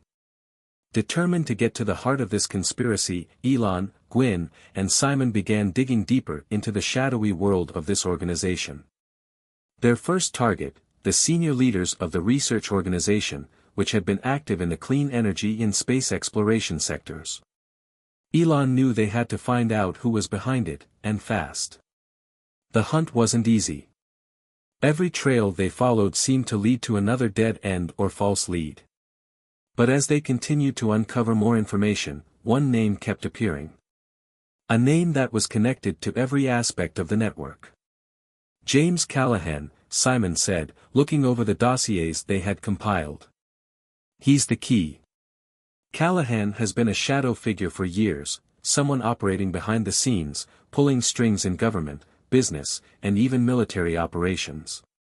He's connected to every major player in this organization. Gwynn looked up from her tablet, her face grim. We've seen his name before. Callahan was behind the funding of multiple defense and biotech projects, some of which were controversial, to say the least. His influence spans continents, and he's always one step ahead of us. Elon felt a chill run down his spine. If James Callahan was the mastermind, then they were dealing with someone who not only had immense power but also the resources to hide in plain sight. They would need to tread carefully, or they could find themselves falling into a trap. Where do we find him? Elon asked, his voice cold. We don't, Gwyn replied, her eyes narrowing. At least not easily. Callahan's operations are highly compartmentalized. Finding him is like chasing shadows. But he's not untouchable, Elon said, a flicker of resolve in his eyes. We've got to start somewhere. We know he's involved with the research organization. If we can find that, we can trace his movements. It's the only way we'll get to him. Elon decided that they needed to go on the offensive. They couldn't afford to wait any longer. The people behind this conspiracy were moving too quickly, and their network was growing stronger by the day. We need to hit them where it hurts, Elon said, his mind spinning with possibilities. We need to get to the financial heart of their operation. If we can disrupt their funding, we'll cripple their operations. Gwyn was already nodding, already pulling up the relevant financial records. I've already got a team tracking their funding routes. If we can hit their offshore accounts, expose their financial ties, we'll have leverage. Simon, always the pragmatist, added, but we need to move quickly. The longer we wait, the more they'll dig in. We need to act fast before they have a chance to cover their tracks. Elon knew they were running out of time. He had been pushed to his limits before, but this was different. This wasn't just about money or even tech, it was about the future. And that meant he had to play this game on a whole new level. As Elon and his team prepared for their next move, they knew they had to be cautious. This wasn't just about a few bad actors or rogue corporations. The people behind this were well-funded, well-connected, and they would stop at nothing to maintain their power. But Elon wasn't backing down. He had always been a disruptor, a visionary who wasn't afraid to face the impossible. This time, the stakes were higher, and the game was more dangerous than ever. They couldn't afford to lose. The tension was unbearable. Every step Elon and his team took seemed to bring them closer to the precipice, but also closer to an unknown danger. As the hunt for James Callahan and the shadowy network escalated, the stakes grew higher.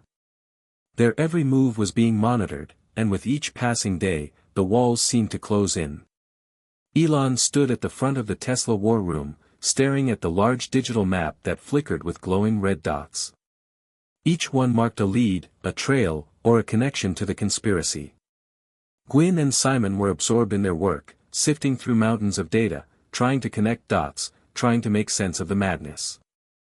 But it was clear that the closer they got, the more complex the situation became. They're everywhere, Elon, Gwyn said, her voice strained with frustration. We're not just dealing with an organization anymore. This is a full-blown global operation. Every piece of the puzzle leads to another, and every road is blocked by someone or something. Simon glanced over at the map, where dots covered every major financial hub, every technology center, and even military installations across the world. We're running out of time. Callahan and his people have the upper hand, and they know it.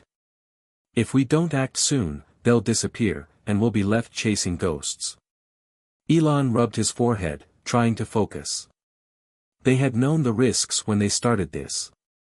But now, with Pearson's cryptic warning in his mind, the fight felt more personal.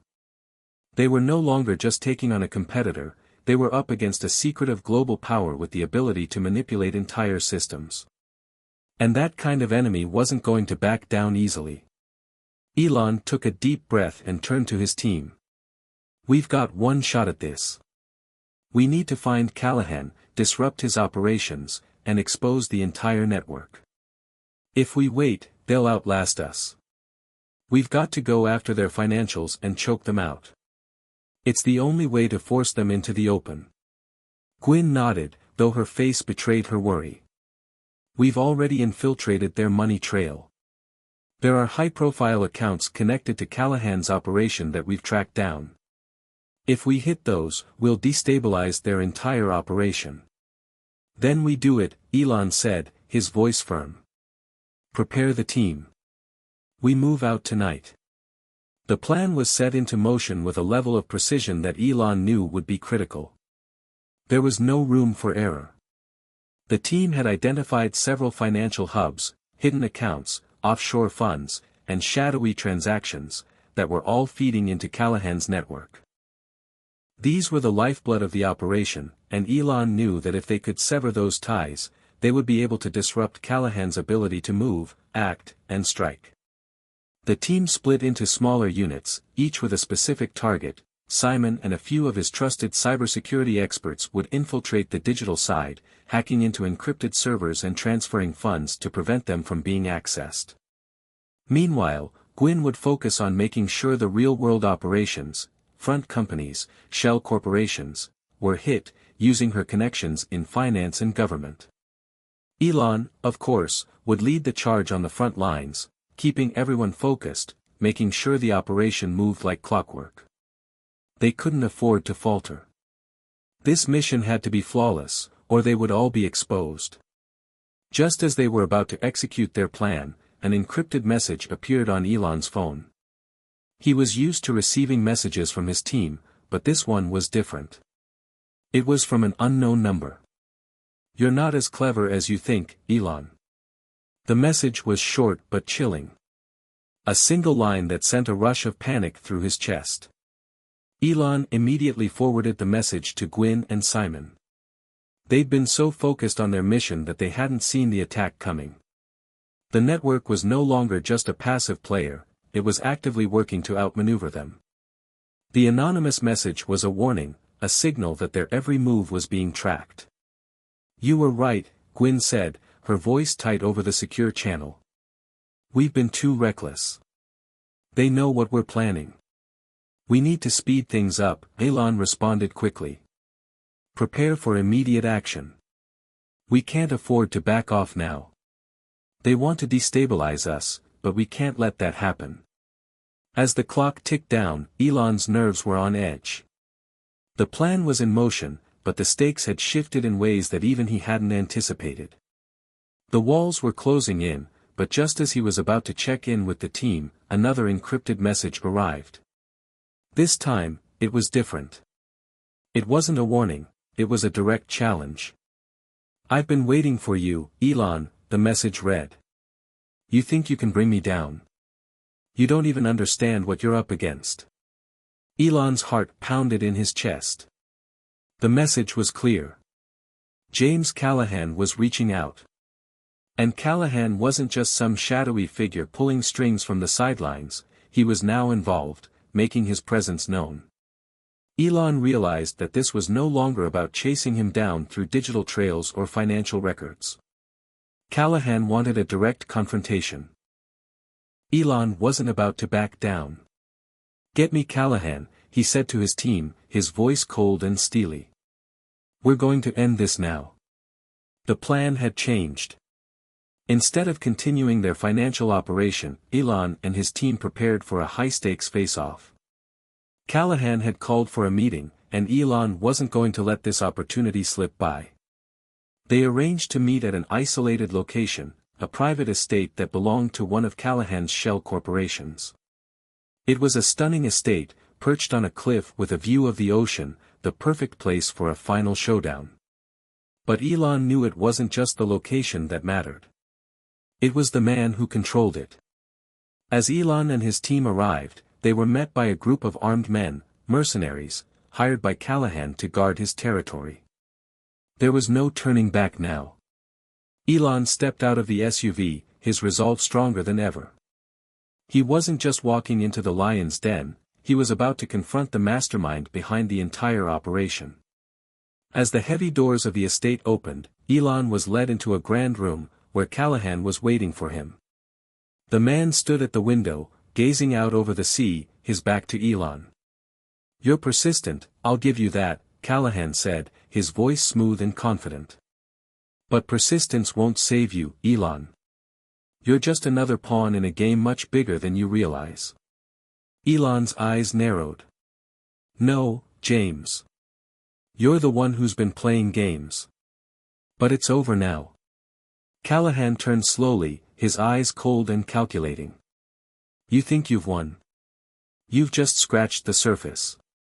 You've opened the door, but you're not ready for what's inside. I'll be ready, Elon said, his voice unwavering. And I'm bringing everything down with me. The room was tense. The sound of the ocean crashing against the cliffs below seemed far away, almost irrelevant compared to the weight of the conversation taking place. Elon stood firm, his eyes locked on James Callahan, who was now facing him, his smirk never wavering. You're playing a dangerous game, Elon, Callahan said, stepping closer. But you still don't understand what you're up against. I'm not some rival tech CEO, and this isn't some corporate competition. I've been building an empire for decades, an empire that's invisible to the public, yet it controls everything. Elon didn't flinch. He had heard enough speeches from powerful people to recognize the hollow bravado in Callahan's words. I understand exactly what you're doing, Elon replied, his voice steady. You've been manipulating systems, controlling markets, and building this so-called empire. But you forgot one thing, you underestimated me. Callahan raised an eyebrow, clearly amused. Underestimated you? Elon, you've been a thorn in my side, but you don't even know the extent of my reach. You're too wrapped up in your own little world of rockets and electric cars. You think that's enough to challenge me? Maybe I'm not trying to challenge you. Maybe I'm here to destroy everything you've built. A cold silence filled the room. Callahan's expression faltered for a brief moment, but it quickly returned to his usual smug demeanor. He motioned for Elon to sit. Please, let's not pretend this is about personal rivalry, Callahan said, his voice calmer now. This is about the future. The future of humanity. I've already seen it, I've mapped it out. You and I, Elon, we are playing different games. I don't care about the latest car model or Mars. I'm looking at control on a scale you can't even comprehend. Elon had heard enough. The grandiosity, the delusions of power, the manipulation of others, he had faced it before. But this time, it was different. He wasn't just going to play by the rules. The stakes had been raised, and it was time for a final, decisive move.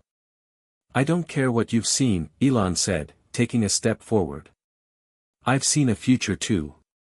One where humanity thrives, where technology is used to enhance lives, not control them. And I'm not going to let you destroy that. For the first time, Callahan's facade cracked slightly, his eyes flickering with something that resembled concern. You think you can stop me? You think the world will just follow your vision? Elon didn't respond immediately. He let the words hang in the air as the realization dawned on him. Callahan didn't know the full extent of the resistance he had already built. The networks they had infiltrated, the funds they had blocked, the allies they had gathered, these weren't just temporary setbacks. This was a movement in the making. I don't think I can stop you, Elon said finally. I know I will. The tension in the room thickened. Callahan took a step back, considering Elon's words. There was a flicker of hesitation in his eyes, but it was gone in an instant. He was a man who had never been defeated, and he wasn't about to let some upstart disrupt his plans now. Do you really think you have the support to make this happen? To take me down? Callahan asked, his voice cold and controlled. I've got more than just support, Elon replied. I've got a plan. One that doesn't just involve knocking you out of the game, it involves exposing you for the fraud you are. The truth is, you've been hiding behind a network of lies. But it's all about to come crashing down. At that moment, Gwyn's voice crackled in Elon's earpiece. Elon, we've done it. Her tone was urgent. We've exposed Callahan's financial connections. His operations are being frozen worldwide. His offshore accounts, his government ties, all of it. The first wave of financial disruption is already underway. Simon's voice joined in. We've also leaked his connections to several illegal defense contracts. The media's already picking up on it. This is going public, Elon. Big time. For a moment, Elon allowed himself to breathe. This was it, the tipping point. He wasn't just taking Callahan down in the digital world, they had hit him where it hurt. The full force of the financial and media response would tear apart his carefully constructed empire. Callahan's face turned white, the smirk disappearing from his lips. He took a few steps back, his posture suddenly defensive. "You think this is over? You've made a grave mistake. You have no idea who you're dealing with." Elon stepped forward, closing the gap between them. "The game's over, James. It's only a matter of time before the world sees you for what you really are." But Callahan wasn't giving up that easily. He reached into his jacket and pulled out a small device, holding it up. Elon's eyes widened as he recognized it, a deadman switch. A last-ditch effort to destroy everything in case things didn't go his way. "You think I haven't planned for this? You think I'm the one who's vulnerable here?" Callahan hissed. "I could bring down entire systems. Every asset you've seized, every operation you've disrupted, will be nothing compared to the chaos I can unleash. Do you think your precious Mars missions will matter when the entire world falls apart?" But Elon was already 3 steps ahead. He knew the risks. And in that moment, he made a decision. "Now," he said quietly. A loud click filled the room, and in an instant, the deadman switch was rendered useless. Gwyn had already ensured that all of Callahan's operations, his backup systems, and his failsafes were neutralized. Callahan's expression was one of utter disbelief as the device slipped from his hand, powerless. "You thought you could control everything," Elon said, his voice low and resolute. "But the truth is, you never controlled anything. You only manipulated the systems that were already in place. And those systems are about to come crashing down." Callahan stood there, frozen in shock as the realization of his failure settled in. The empire he had spent decades building was unraveling in front of him. His wealth, his power, his influence, all slipping away like sand through his fingers. Elon watched him for a moment, but there was no satisfaction in his eyes.